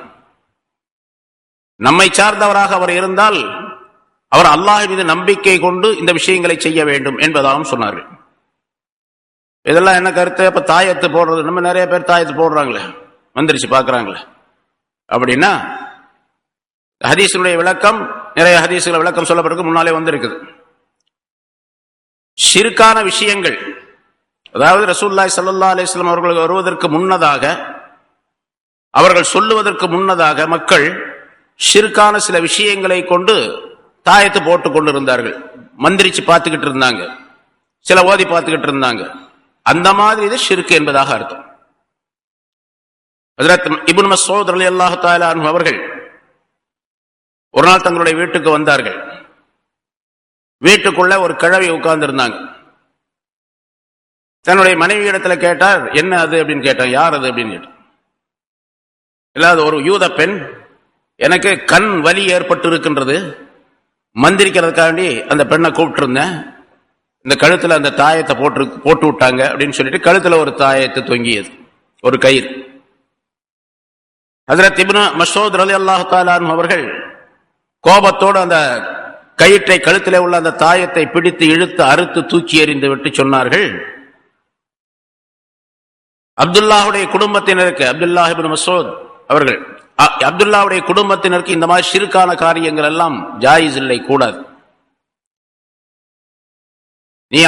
நீ உன்னுடைய நோய்க்கு குணம் பார்க்க வேண்டும் என்று சொன்னால், ஷிஃபா கிடைக்க வேண்டும் என்று சொன்னால் அல்லாஹ்விடத்தில் நீ கேட்டுக்கொள் என்பதாக சொல்லி தன்னுடைய மனைவி இடத்தில் சொன்னார்கள் என்பதால். அந்த மனைவி சொன்னார், எனக்கு வந்த வலி உங்களுக்கு வந்திருந்தா தெரியும், கண்ணு என்ன வலி வலிக்குது, அவள்கிட்ட ஓதி பார்த்தேன், அதுக்கு பின்னால் நல்லா போச்சு, மந்திரிச்சு பார்த்தா நல்லா போச்சு அப்படின்னு சொல்லிட்டு இப்னு மஸ்ஊத் ரலியல்லாஹு தஆலாவுடைய மனைவியா கணவனிடத்துல இப்னு மஸ்ஊத் ரலியல்லாஹு தஆலா மிக முக்கியமான மிகப்பெரிய சஹாபி, உன்னதமான சஹாபி. ஹனஃபி மத்ஹபுடைய மசாயில்கள் அனைத்தையும், பெரும்பாலானவற்றை இமாம் அபூ ஹனீஃபா ரஹ்மத்துல்லாஹி அலைஹி அவர்கள் இப்னு மஸ்ஊத் ரலியல்லாஹு தஆலாவுடைய ஹதீஸ்களில் தான் எடுக்கின்றார். அவங்க சொன்ன ஹதீஸ்கள் இருந்து, அவங்க அறிவித்த ஹதீஸ்கள் இருந்து. இப்னு மஸ்ஊத் ரலியல்லாஹு தஆலா சொன்னார், கோபப்பட்டு அதை அறுத்தறிந்தார்கள். மனைவி இந்த மாதிரி சொன்னார். ரசூலுல்லாஹி ஹஜ்ரத் இப்னு மஸ்ஊத் ரலியல்லாஹு தஆலா சொன்னார்கள், இன்னமா ஸாக மினஷ் ஷைத்தான், உனக்கு நோய் சுகமானதாக நீ சொல்லுகின்றாயே அது ஷைத்தானிலே உள்ளது. இது கான யன்ஹஸுஹா பியதிஹி, அவன் தன்னுடைய கையினால் அதை தடவுகின்றான். ஃபைதா ரகாஹா கஃபா அன்ஹா, அவர் ஓதி, அதாவது நோய் வரும்பொழுது தன்னுடைய கையினால் அந்த கண்ணை தடவுகின்றான், அதற்கு நோய் ஏற்பட்டு விடுகின்றது. கண்ணிலே தன்னுடைய கையினால் குத்துகின்றான், அந்த கண்ணுக்கு நோய் வந்து விடுகின்றது. ஃபைதா ரகாஹா, ஓதி பார்த்தால், மந்திரிச்சு பார்த்தா, கஃபா அன்ஹா, அவன் அதை விட்டு விலகி விடுகின்றான், நோய் சுகமான மாதிரி தெரிகின்றது என்று சொல்லிவிட்டு, இன்னமா கான யக்ஃபீகி அன் தகூலி, உனக்கு போதுமான விஷயம் எது தெரியுமா, அப்படி ஒரு நோய் வந்தால் உனக்கு போதுமானது தேவையானது எது என்று சொன்னால் இப்படி சொல்ல வேண்டும், அத்ஹிபில் பஅஸ ரப்பன் நாஸ் இஷ்ஃபி அன்த ஷாஃபி லா ஷிஃபா இல்லா ஷிஃபாக ஷிஃபாஉன் லா யுகாதிரு ஸக்மா என்று ரசூலுல்லாஹி ஸல்லல்லாஹு அலைஹி வஸல்லம் அவர்கள் சொல்ல நான் கேட்டிருக்கின்றேன். இந்த துஆவை நீ படித்துக்கொள், ஓதிக்கொள் என்பதாக சொன்னார்கள் இப்னு மஸ்ஊத் ரலியல்லாஹு தஆலா அன்ஹு. அத்ஹிபில் பஅஸ ரப்பன் நாஸ், மனிதர்களுடைய ரப்பே, எனக்கு ஏற்பட்டு இருக்கக்கூடிய நோயை நீ போக்கிடுவாயாக. இஷ்ஃபி அன்த ஷாஃபி, சுகம் தருவாயாக, நீதான் சுகம் தரக்கூடியவன். லா ஷிஃபா இல்லா ஷிஃபாவுக, உன்னுடைய நிவாரணத்தை தவிர வேறு நிவாரணம் என்பதே கிடையாது. அந்த நிவாரணம் எப்படிப்பட்ட தெரியுமா, ஷிஃபாஉன் லா யுகாதிரு ஸக்மா, அந்த நிவாரணம் கிடைத்து விட்டால் உன்னிடத்தில் இருந்து எந்த நோயையும் அது விட்டு வைக்காது, எல்லா நோயையும் போக்கிவிடும். இந்த வாசகத்தை சொல்லிக்கொள் என்பதாக தங்களுடைய மனைவியாரிடத்தில் சொன்னார்கள் என்பதாக குறிப்பிடுகின்றார். அங்க அறுத்தறிஞ்சாங்க. இந்த ஹதீஸை மேலோட்டமாக பார்த்தால் தாயத்து போடுறதெல்லாம் கூடாது, ஷிர்க் என்பதாக தெரிகின்றது. நிறைய பேர் சொல்றாங்க, இப்ப உள்ளவர்கள் பலர் சொல்லுவாங்க வெளித்தோட்டத்தில். ஆனா அந்த தாயத்து என்ன அப்படிங்கறத உள்ளே நுழைஞ்சு ஆய்வு செய்யக்கூடிய உலமாக்கள், இந்த ஹதீஸுக்கு விளக்கம் செல்லக்கூடிய ஹதீஸ்கள் சொல்லுகின்றார்கள், அது ஷிர்க் சம்பந்தமான தாயத்து. ஒரு கிழவி உட்கார்ந்து இருந்தாங்கன்னு சொன்னாம, யஹூதி பெண்மணி, அந்த பொம்பளை ஏதோ ஒரு சாமி இடத்துல போய் மந்திரிச்சு போட்டு கொண்டு வந்து மாட்டி இருக்கிறாங்க, அதுதான் கூடாது. அதுக்கு நேர் எதிராக குர்ஆனுடைய ஆயத்துகளாக இருந்தால், ரசூலுல்லாஹ் இந்த ஹதீஸை எழுதுறாங்க வச்சுங்க, இந்த துஆவை அத்ஹிபில் பஅஸ ரப்பன் நாஸ் என்ற இந்த ஹதீஸை எழுதி ஒரு தாளில் எழுதி மடிச்சு பாக்கெட்ல போட்டுக்கிறாரு, அல்லது ஒரு குழாய்க்குள்ள போட்டு கழுத்துல மாட்டிக்கிறாரு, கூடுமா? தாராளமா கூடும். ஏன்னா ஷிஃபாவில அல்லாஹ் தஆலாவுடைய வாசகத்தை போன்று, ரசூலுல்லாஹி ஸல்லல்லாஹு அலைஹி வஸல்லம் சொன்னதை போன்று வேற எதுவும் ஷிஃபா கிடையாது. இங்க அதே கருத்து தான் இந்த துஆவிலும் சொல்லப்படுகின்றது. அதனால குர்ஆன் ஹதீஸ் சம்பந்தப்பட்ட, ஷரியத்துக்கு உட்பட்ட, ஷிர்க் இல்லாத, குஃபுர் இல்லாத, மார்க்கத்திற்கு மாற்றமில்லாத விஷயங்களை கொண்டு இந்த மாதிரி மந்திரிச்சு பார்த்தால் அது கூடும் என்பது அந்த ஹதீஸின் மூலமாக விளக்கப்படுகின்றது. இந்த ஹதீஸ்ல ஸல்லல்லாஹு அலைஹி வஸல்லம் சொன்ன மன் ஹலஃப அன்னர் ருகா வத்தமாயிம வத்திவலத ஷிர்க் மன் தஅல்லக தமீமத்தன் ஃபகத் அஷ்ரக, எவர் ஒரு தாயத்தை தொங்க விட்டாரோ அவர் ஷிர்க் வைத்து விட்டார் என்று சொன்ன அந்த தாயத்து ஷிர்க் சம்பந்தமான தாயத்து, தீன் சம்பந்தமான தாயத்தாக இருந்தால் கூடும் என்பதை நான் சொல்லல, முஹத்தீஸீன்கள், உலமாக்கள், ஃபுகஹாக்கள், மேதைகள், ஆய்வாளர்கள், முஜ்தஹீதீன்கள் முடிவு செய்து எழுதி வைத்திருக்கின்றார்கள். அதே போன்று குறி பார்ப்பது இருக்கின்றது, அது பொதுவாகவே ஷிர்க் என்பதாக வரும், அதுல மாற்று கருத்து கிடையாது. அது நிறைய சொல்லியிருக்கிறோம்.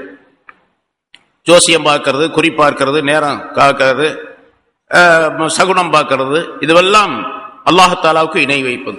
அல்லாஹ்வை மறந்துவிட்டு என்னென்ன பொருள்களின் மூலமாக நமக்கு நன்மைகள் ஏற்படும், இந்த காலத்தின் மூலமாக நமக்கு நன்மைகள் ஏற்படும், இந்த விஷயத்தின் மூலமாக நன்மைகள் ஏற்படும் என்று நம்புவது மிகப்பெரிய குற்றமாகும், ஷிர்காகும். அதுல நிறைய இருக்குது.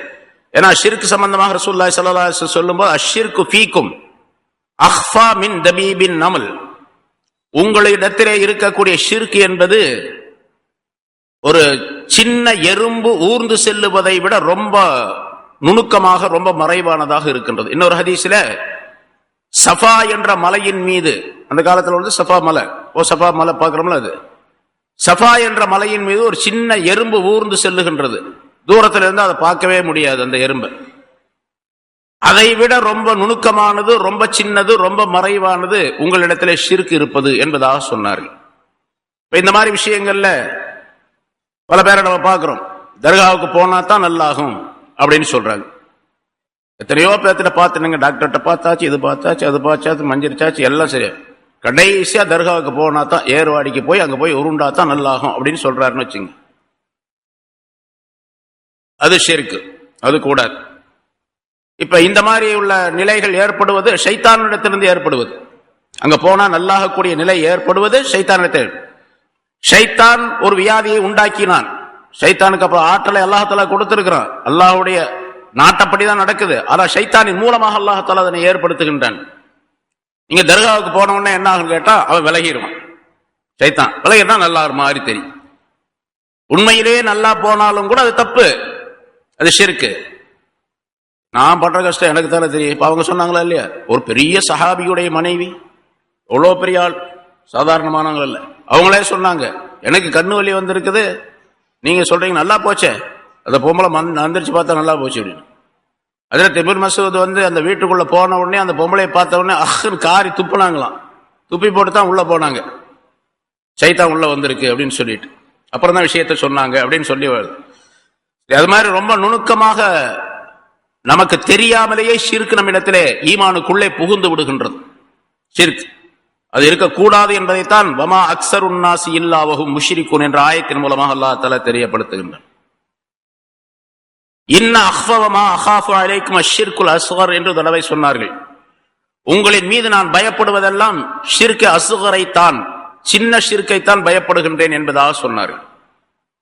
சஹாபாக்கள் கேட்டார்கள், வமஷ் ஷிர்குல் அஸ்கர் யா ரசூலல்லாஹ், சின்ன ஷிர்க் என்று சொன்னால் என்ன யா ரசூலல்லாஹ்? கால ரியா, முகஸ்துதி என்பதாக சொன்னார்கள். முகஸ்துதி, அடுத்தவருக்கு காட்டுவதற்காக வேண்டி ஒரு வேலையை செய்வது, அதுவும் ஷிர்க் என்பதாக சொன்னார். ஷிர்க்னா ரொம்ப மறைமுகமான ஷிர்க். முன்ன சொல்லியிருக்கிறோம், ஷிர்க்ல ரெண்டு வகை, ஷிர்க் ஜலி, ஷிர்க் ஹஃபி என்பதாக சொல்லப்படும். பகிரங்கமான ஷிர்க், அதை இணை வைத்து அல்லாஹ்வுக்கு இணையாக மற்றொரு பொருளை வணங்குவது, அல்லாஹ்வுக்கு இணையாக மற்றொரு பொருளிடத்திலே துஆ கேட்பது, தேவைகளை கேட்பது, இதுவெல்லாம் ஷிர்க் ஜலி. மறைமுகமான ஷிர்க் என்பது ரியா. இவர் தொழுகிறாரு, ஆனா அல்லாஹ்வுக்காண்டி தொழுகிறார், அடுத்தவருக்காண்டி தொழுகிறார், அடுத்தவருக்கு காட்டுவதற்காக வேண்டி தொழுகின்றார், அல்லது தீனுடைய ஒரு காரியத்தை செய்கின்றார், ஒரு பயான் செய்யறாரு, என்ன போல ஒரு ஆளு, அவரு அல்லாஹ்வுக்காக வேண்டி அந்த பயான் செய்யறது இல்ல, ஏதோ உலக லாபத்துக்காக வேண்டி அடுத்தவருக்கு காட்டுவதற்காண்டி, அடுத்தவரிடத்தில் பேரும் புகழும் பெற வேண்டும் என்பதற்காக வேண்டி, மக்களிடத்தில் பேர் புகழ் பெற வேண்டும் என்பதற்காண்டி செய்கிறார் என்று சொன்னா அதெல்லாம் ஷிர்க். இது இவர் நல்ல காரியத்தை தான் செய்கின்றார் வெளி தோற்றத்தில் பார்த்தா, ஆனா ஷிர்க் உள்ளே இருக்கின்றது. இது போன்ற ஏராளமான விஷயங்கள் இருக்கின்றன. பிறகு சொன்னார்கள் ரசூலுல்லாஹி ஸல்லல்லாஹு அலைஹி வஸல்லம், அல்லாஹ் தஆலா கியாமத் நாளிலே இந்த மாதிரி மறைமுகமான ஷிர்கு, சின்ன ஷிர்குகளை வைத்திருந்த அந்த மனிதர்கள் மூமின்கள் தான். வெளித்தோட்டத்தில் முஸ்லிம்கள் மூமின்கள் என்ற பெயர் உள்ளவர்களாக நம்மை போன்று இருக்கின்றார்கள். ஆனா இந்த மாதிரி ஷிர்குகளை வச்சிட்டு இருக்கிறாங்க, செய்துகிட்டு இருக்கிறாங்க. அல்லாஹ் தஆலா கியாமத்தினால அவர்களிடத்தில் சொல்லுவான், இஸ்ஹபு இலல்லதீன குன்தும் துராஊன ஃபித் துன்யா, உலகத்திலே யாருக்காக வேண்டி, யாருக்கு காட்டுவதற்காக வேண்டி நீங்கள் அமல் செய்தீர்களோ அவர்களிடத்திலே போய் உங்களுடைய கூலிகளை வாங்கிக் கொள்ளுங்க அப்படின்னு சொல்லுவான் அல்லாஹ் தஆலா. தன்துரு ஹல் தஜிதுனா இன்தஹும் ஜஸாஉன், போய் பாருங்க அவங்களிடத்தில் ஏதாவது கூலி கிடைக்கின்றதா என்றும் அல்லாஹ் தஆலா சொல்லுவான் என்று ரசூலுல்லாஹி ஸல்லல்லாஹு அலைஹி வஸல்லம் சொன்னார்.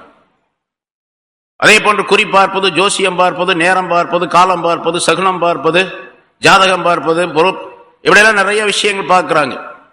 கல்யாணத்தில் பார்த்தீங்கன்னா ஏராளமான விஷயங்கள் இருக்குது.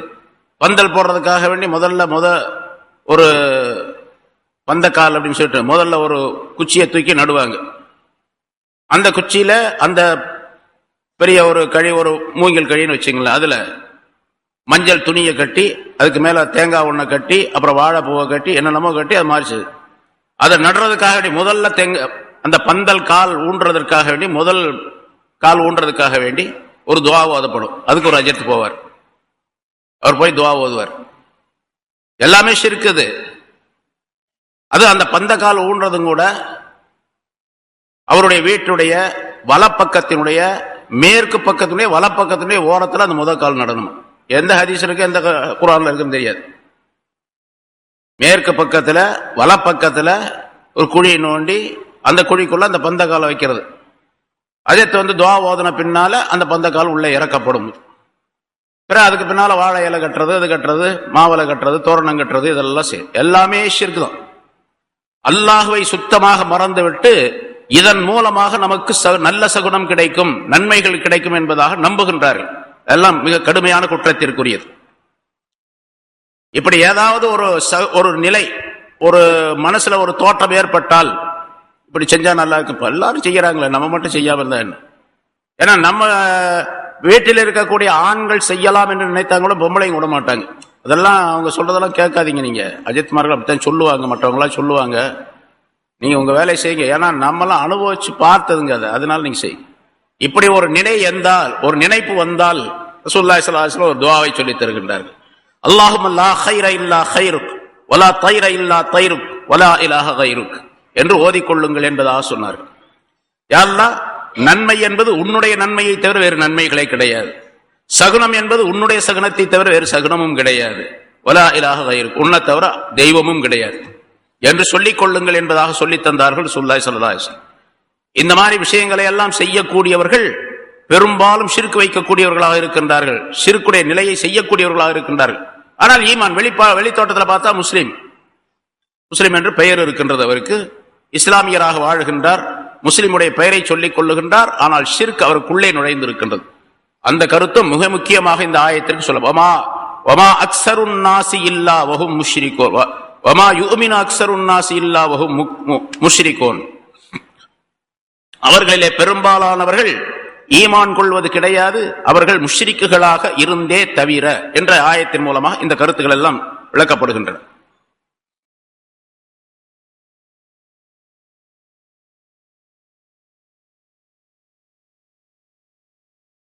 அஃப அமீனு அன் தஅதியஹும் காஷியத்தம் மின் அஸாபில்லாஹ். அடுத்து அந்த மக்காவாசிகளுக்கு, குறைஷியர்களுக்கு எச்சரிக்கையாக ஒரு விஷயத்தை அல்லாஹ் தஆலா சொல்லுகின்றான். அஃப அமீனு, அவர்கள் அச்சம் இல்லாமல் பயம் இல்லாமல் இருக்கிறார்களா? அன் தஅதியஹும், அவர்களிடத்தில் வந்து விடுவதை விட்டும், காஷியத்தும் மின் அஸாபில்லாஹ், அல்லாஹ்வுடைய தண்டனையில் இருந்து அவர்களை மூடிக்கொள்ளக்கூடிய ஒரு தண்டனை, அவர்களை சூழ்ந்து கொள்ளக்கூடிய ஒரு தண்டனை அவர்களிடத்தில் வருவதை விட்டும் அவர்கள் அச்சமற்று இருக்கின்றார்களா? இப்படி அல்லாஹ்வை நம்பாம இருந்து ஷிர்க் செஞ்சுக்கிட்டு இருக்கிறாங்களே, என்ன சொன்னாலும் கேட்க மாட்டேங்கிறாங்களே, இவங்க பயம் இல்லாம இருக்கிறாங்களா? அல்லாஹ்வுடைய தண்டனை வந்துவிடும் என்பதை, அல்லாஹ்வுடைய தண்டனையில் அவர்களை சூழ்ந்து மூடிக்கொள்ளக்கூடிய ஒரு தண்டனை அவர்களிடத்தில் வருவதை விட்டும் அவர்கள் அச்சமற்று இருக்கின்றார்களா? அவ் அதத்துஹும் அவ் தஅதீஹிம் ஸாஅத்து பக்ததன் வஹும் லா யஷ்உரூன், அல்லது கியாமத்தினால் வந்துவிடும் என்பதிலே அச்சமில்லாமல் இருக்கின்றார்களா? திடீரென்று அந்த கியாமத்தினால் வந்துவிடும், வஹும் லா யஷ்உரூன், அவர்கள் அறியாத நிலையில், அவர்களுக்கு எதுவுமே தெரியாது, அப்படி ஒரு அறிகுறியே அவர்களுக்கு தெரியாது. அறிகுறி இல்லாத நிலையில், அவர்கள் அறிந்திருக்காத நிலையில், அவர்களுக்கு தெரியாத நிலையில் திடீரென்று கியாமத்தினால் வந்துவிடும் என்பதை விட்டும் அவர்கள் அச்சமற்று இருக்கின்றார்களா? சொல்லுங்க என்று நபிக்கு ரசூலுல்லாஹி ஸல்லல்லாஹு அலைஹி வஸல்லம் அவர்களுக்கு அல்லாஹ் தஆலா உத்தரவிடுகின்றார். இந்த வாசகத்தை சொல்லும் போது அவர்களுக்கு ஒரு பயம் ஏற்பட வேண்டும் என்பதற்காக வேண்டும். எல்லாம் சொல்லிட்டாங்க. யார் ஈமான் கொள்ள வேண்டும் என்று அல்லாஹ் தஆலாவுடைய நாட்டம் இருந்ததோ அவர்கள் நேர்வழிக்கு வந்தார்கள், மற்றவர்கள் எல்லாம் முடியும். இன்னும் சொல்லிவிடுங்கள், குல் ஹாதிஹி சபீலி அதுஉ இலல்லாஹி அலா பஸீரத்தின் அன வ மனித்தபஅனி. நபியே, நீங்கள் சொல்லிவிடுங்கள், நான் இதுவரைக்கும் சொன்ன விஷயங்கள் எல்லாம் அது என்னுடைய வழிதான். அதாவது அல்லாஹ் சொல்லி எனக்கு சொல்லி தந்த என்னுடைய வழி, அல்லாஹ் சொல்லி தந்த என்னுடைய வழி. குல் ஹாதிஹி சபீலி, இவை என்னுடைய வழி என்று சொல்லிவிடுங்கள், இது என்னுடைய வழி என்று சொல்லிவிடுங்கள். அதாவது லா இலாஹ இல்லல்லாஹ் வஹ்தஹு லா ஷரீக லஹ் என்ற கலிமாவின் பக்கம் நான் உங்களை அழைக்கின்றேனே, அந்த அழைப்பு வழி அது என்னுடைய வழி. அதுஉ இலல்லாஹ், இந்த கலிமாவின் மூலமா அல்லாஹ்வின் பக்கம் உங்களை அழைக்கின்றேன். நான் எனக்கு ஒரு கூட்டத்தை சேர்க்கறதுக்காக வேண்டியோ, எனக்கு பலம் வர வேண்டும் என்பதற்காக வேண்டியோ நான் உங்களை அழைக்கவில்லை. உலகத்தில் ஒரு தலைவர் அல்லது ஒரு ஷேக், அவருக்கு ஆயிரக்கணக்கான முரீதீன்கள் இருக்காங்க, ஆயிரக்கணக்கான சீடர்கள் இருக்கின்றார்கள், அவர்களுடைய ஃபாலோவர்ஸ், அவரை பின்பற்றக்கூடியவர்கள் ஆயிரக்கணக்கான லட்சக்கணக்காக இருக்கிறாங்கன்னு சொன்னா, தன்னை பின்பற்றக்கூடியவர்கள் லட்சக்கணக்காக இருக்கிறாங்க பெருமைப்பட்டுக் கொள்வார் அவர். அப்படி பின்பற்றக்கூடியவர்களின் மூலமாக இவர் உலகத்தினுடைய பல லாபங்களை தேடிக் கொள்வார். நீங்க யாருன்னு கேட்டா, நான் என்ன கட்சியிலே பின்பற்றக்கூடியவன், என்ன கட்சிக்காரன் என்பதாக சொல்லுவோம். நீங்க நிறைய கட்சிகள் ஆரம்பிச்சு தங்களுக்காக வேண்டி சாதகமான ஒரு வழியை தேடிக் கொள்ளுகின்றார்கள், உலகத்தை தேடிக் கொள்வதற்காக வேண்டி என்ற நிலையை நான் தினந்தோறும் பார்க்கிறோம். என்ன அல்லாஹ் தஆலா சொல்லுகின்றான் ரசூலுல்லாஹி ஸல்லல்லாஹு அலைஹி வஸல்லம் அவர்களுக்கு, குல் ஹாதிஹி சபீலி, இது என்னுடைய வழி, என்னுடைய வழியை உங்களுக்கு சொல்வதின் மூலமாக, அதாவது இந்த கலிமாவுடைய வழியை உங்களுக்கு சொல்வதின் மூலமாக, நான் எனக்கு ஃபாலோவர்ஸை தேடிக்கொள்ளவில்லை, எனக்கு கூட்டம் சேர வேண்டும் என்று நான் விரும்பவில்லை, என்னுடைய சொல்லை கேட்டு நீங்கள் நடக்க வேண்டும் என்பதற்காக நான் சொல்லல. உங்களுக்கு நான் கூப்பிடுறது எதுக்கு தெரியுமா? அதுஉ இலல்லாஹ், இந்த ஹாதிஹி சபீலி என்பதற்கு ஒரு விளக்கம் தான் இது. அதுஉ இலல்லாஹ், அல்லாஹ்வின் பக்கம் உங்களை நான் அழைக்கின்றேன், அல்லாஹ்வின் பக்கம் அழைக்கின்றேன். அல்லாஹ்வின் பக்கம் அழைப்பது சும்மா சாதாரணமான அல்ல, சும்மா ஏனோ தானோ என்றல்ல. அலா பஸீரத்தின், தெளிவான ஒரு அறிவின் மீது, பார்வையின் மீது நான் இருந்து உங்களை அழைக்கின்றேன். உங்களை அல்லாஹ்வின் பக்கம் அழைப்பதற்கு தெளிவான வழி, தெளிவான பார்வை, தெளிவான அறிவு, இவையெல்லாம் என்னிடத்தில் இருக்கின்றன. எனக்கு அல்லாஹ் தஆலா அதை கொடுத்திருக்கின்றான். அன வ மனித்தபஅனி, தெளிவான அந்த வழியின் மீது இருப்பது என்பது நான் மட்டுமல்ல. அன வ மனித்தபஅனி, நானும் என்னை யார் பின்பற்றினார்களோ அவர்களும். ரசூலுல்லாஹி ஸல்லல்லாஹு அலைஹி வஸல்லம் அவர்களை, இப்ப நம்ம இங்க இருக்கக்கூடியவர்களிலே உண்மையாக ரசூல் ஸல்லல்லாஹு அலைஹி வஸல்லம் அவர்களை முழுமையாக யார் பின்பற்றுகின்றோமோ அவர் இந்த ஆயத்திற்குரியவர். மனித்தபாணி என்பதற்குள்ளே நானும் சேருவேன், நீங்களும் சேரும். இந்த ஆயத்துக்கு என்ன செய்யணும்? அல்லாஹ்வின் பக்கம் ஸல்லல்லாஹு அலைஹி வஸல்லம் அழைக்கின்றேன் என்று சொல்லுகின்றார்கள். தெளிவான வழியின் மீது இருந்து நான் அழைக்கின்றேன், தெளிவான பார்வையின் மீது. பஸீரத் என்று சொல்ல அகப்பார்வை என்று அசல் அர்த்தம் இருக்கு. மனப்பார்வை. ஏன்னா பார்வையில ரெண்டு வகை இருக்கு, எல்லாத்திலையும் ரெண்டு ரெண்டு இருக்குது. பார்வையில ரெண்டு, கேள்வியில ரெண்டு, பேச்சில ரெண்டு, நாக்குல ரெண்டு, எல்லாம். அதாவது மனிதனுடைய மனதுக்குள்ளே ஒரு கண் இருக்கணும், மனக்கண், மனக்காது, மன நாக்கு, மனப்பேச்சு என்பதெல்லாம் சொல்லுவோம். வெளித்தோற்றத்திலே என்னென்ன உறுப்புகள் இருக்கணும் அது போல உள்ளேயும் இருக்கின்றது. வெளித்தோற்றத்தில் இருக்கக்கூடிய உறுப்புகள் அது ஹிஸ்ஸி என்பதாக சொல்லப்படும், அது அறிவுனால் உணரப்படும். அது உள்ளே இருக்கிறது மாணவி என்பதாக சொல்லப்படும். அது கண்ணுக்கு தெரியாது, வெளியே எடுத்து காட்ட முடியாது. சரி, அப்படிப்பட்ட ஒரு பஷீரத், அகப்பார்வையின் மீது, அதுக்கு பல கருத்துக்கள் சொல்லப்பட்ட பஷீரத் என்பதற்கு ஹியல் மாரிஃபா, ஞானத்தின் மீது நான் இருந்து என்று அர்த்தம்.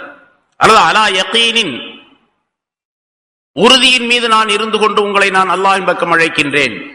அல்லது அலா ஹக்கின், சத்தியத்தின் மீது நான் இருந்து உங்களை நான் அழைக்கின்றேன். அதாவது நான் சொல்லக்கூடிய விஷயங்கள் எதுவுமே சத்தியத்துக்கு மாற்றமானதல்ல, உறுதிக்கு மாற்றமானதல்ல, ஞானத்திற்கு மாற்றமானதல்ல.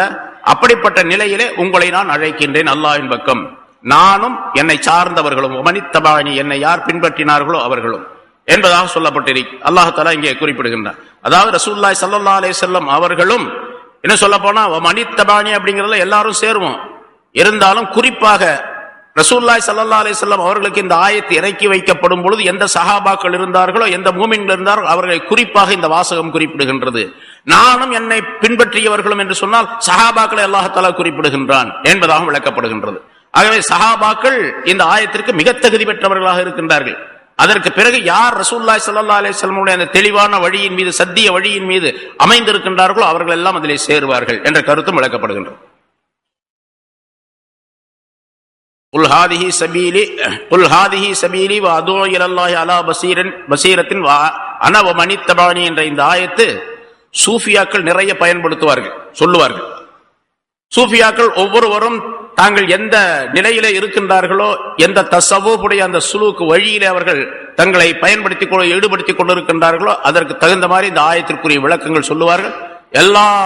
எல்லோரும் சொல்லக்கூடிய அந்த கருத்து இந்த ஆயத்திலிருந்து பொருத்தமாகவே பெறப்படும். நிறைய கருத்துக்கள் சொல்லப்பட்டிருக்கின்றன. சுப்ஹானல்லாஹ், பிறகும் அல்லாஹ் தஆலா ரசூலுல்லாஹி ஸல்லல்லாஹு அலைஹி வஸல்லம் சொல்லுகின்றான், நான் அல்லாஹ்வின் பக்கம் அழைக்கின்றேன். சுப்ஹானல்லாஹ் அப்படின்னா அல்லாஹ்வை நான் பரிசுத்தப்படுத்துகின்றேன். அல்லாஹ் தஆலா எல்லா குறைகளை விட்டும் பரிசுத்தமானவன் என்பதையும் நான் சொல்லுகின்றேன்.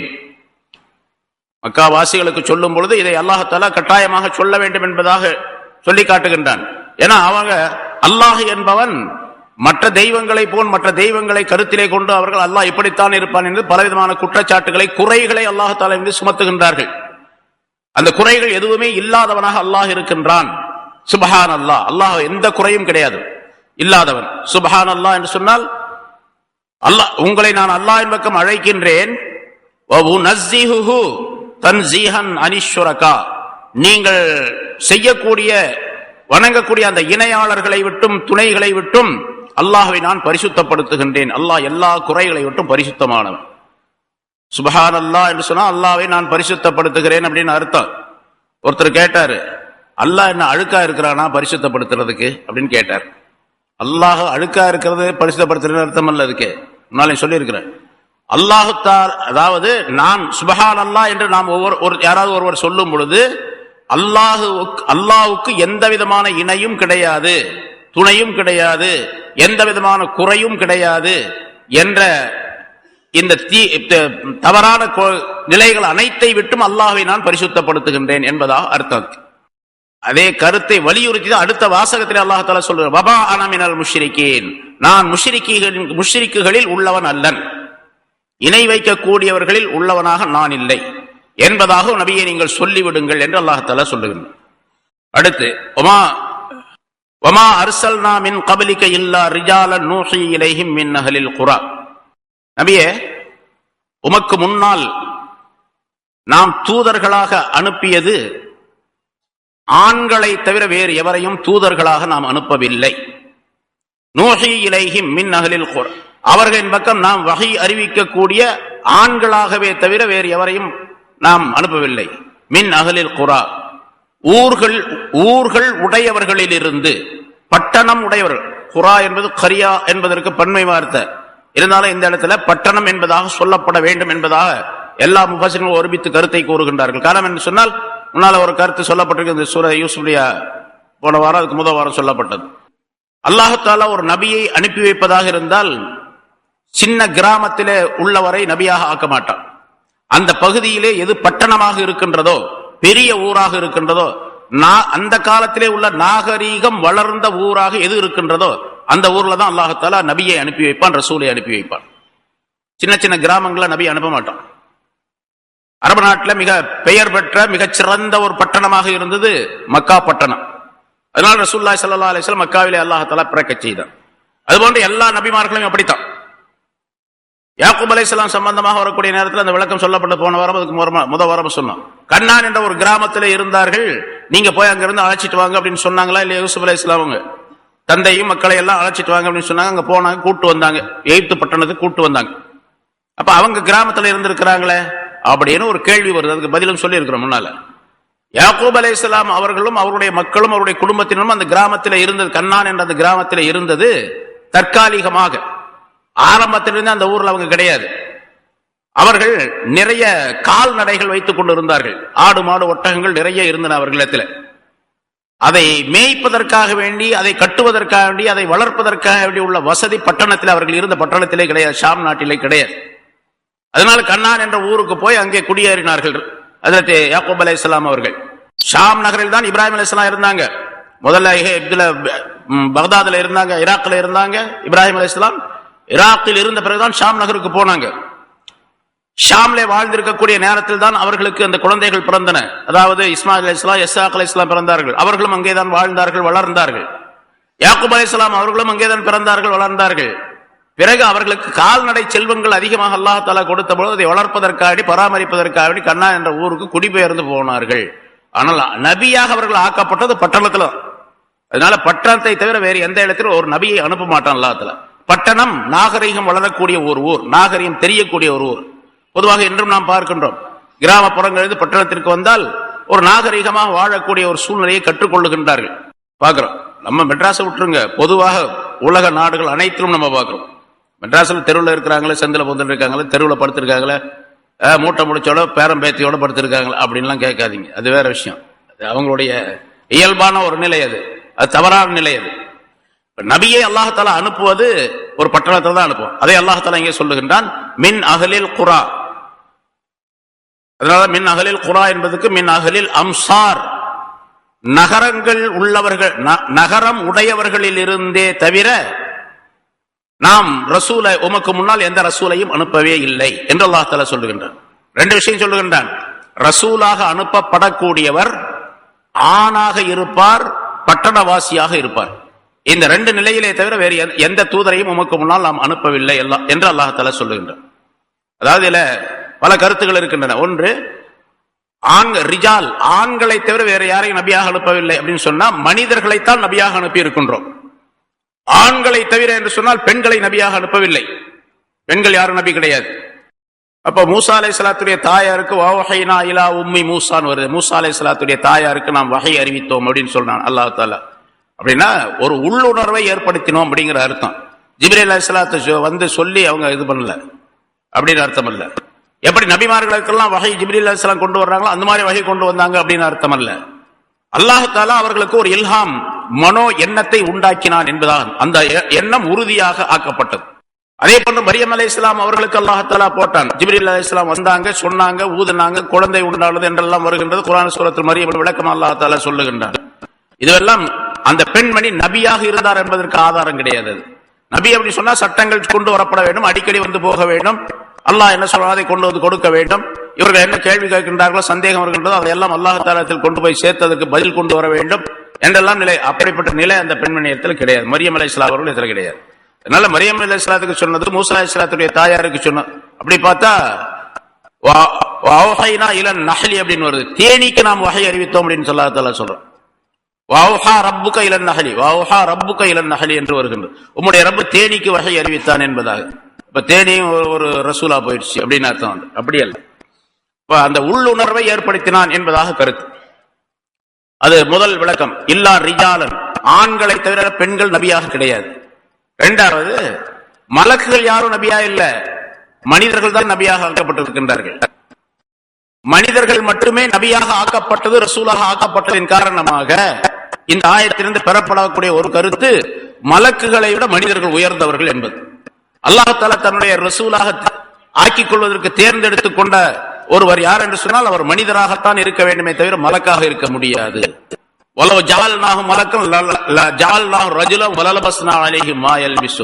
அவங்க கேட்டாங்க மக்காவாசிகள், இவருக்கு தான் இந்த நபி பட்டம் கொடுக்கணுமா, யாராவது மலக்குகளை கொண்டு வரக்கூடாதா, அனுப்பக்கூடாதான்னு கேட்டாங்க.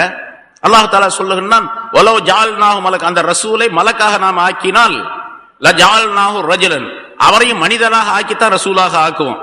அப்ப மனிதராக ஆக்கி மனிதராக ஆக்கி ரசூலாக ஆக்கினா அப்போ என்ன சொல்லுவாங்க, இவர் மலக்காகவே இருக்கணும், இப்ப மனுஷராக இருக்கார். வலலபஸ்னா அலைஹிம் ஆயில், முதல்ல என்ன குழப்பத்தில் இருந்தாங்க அதே குழப்பம் அவர் மறுபடியும் வரும். அதனால மலக்குகளை ரசூலாக ஆக்க மாட்டோம், மலக்குகள் ரசூலாக ஆக முடியாது என்பதையும் அல்லாஹ் தஆலா தெரியப்படுத்துகின்றார். அதே போல பட்டணவாசிகளாக அவர்கள் இருப்பார்கள் என்பதையும் அல்லாஹ் தஆலா தெரியப்படுத்துகின்றார். இதுல இன்னொரு கருத்தையும் அல்லாஹ் சொல்லுகின்றான், ரசூலாக நபியாக இருப்பதற்கு ஆண்களை மட்டுமே அல்லாஹ் தஆலா தேர்ந்தெடுத்துக் கொண்டான் என்று சொல்லும் பொழுது ஆண்கள் பெண்களை விட உயர்ந்தவர்கள் என்பதையும் அல்லாஹ் தஆலா தெரியப்படுத்து. அது பகிரங்கமாக இருக்கிறது. ரஜால் கவ்வாபூன் அலன் நிசா, என்ற ஆயத்தின் மூலமாக, வலிர் ரிஜாலி அலைஹின்ன தரஜா என்ற ஆயத்தின் மூலமாக ஆண்களுக்கு ஒரு படித்தரம் உயர்வு உண்டு, ஆண்களை நிர்வகிக்கக்கூடிய பெண்களை நிர்வகிக்கக்கூடியவர்கள் ஆண்கள் என்று சொல்லக்கூடிய அந்த ஆயத்து, இதுவெல்லாம் ஆண்கள் உயர்ந்தவர்கள் என்பதற்கு நேரடி சான்று. அதே மாதிரி மறைமுகமாக இந்த ஆயத்தின் மூலமாக அல்லாஹ் தஆலா குறிப்பிடுகின்றான், ஆண்கள் உயர்ந்தவர்கள் பெண்களை விட. ஏன்னா நபியாக ரசூலாக ஆக்குவதற்கு தகுதி பெற்றவர்கள் இவர்கள் தான் என்று சொல்லும் பொழுது ஆண்களுக்கு பெண்களை விட பல சிறப்புகளை அல்லாஹ் தஆலா ஏற்படுத்தி வைத்திருக்கின்றான். பல நூற்றுக்கணக்கான சிறப்புகள் இருக்கின்றன. அதிலே ரசூலாக ஆவதும் ஒரு சிறப்பு என்பதை அல்லாஹ் தெரியப்படுத்துகின்றான். அஃபலம் யஸீரு ஃபில் அர்தி ஃபயன்துரு கைஃப கான ஆகிபத்துல் லதீன மின் கப்லிஹிம்.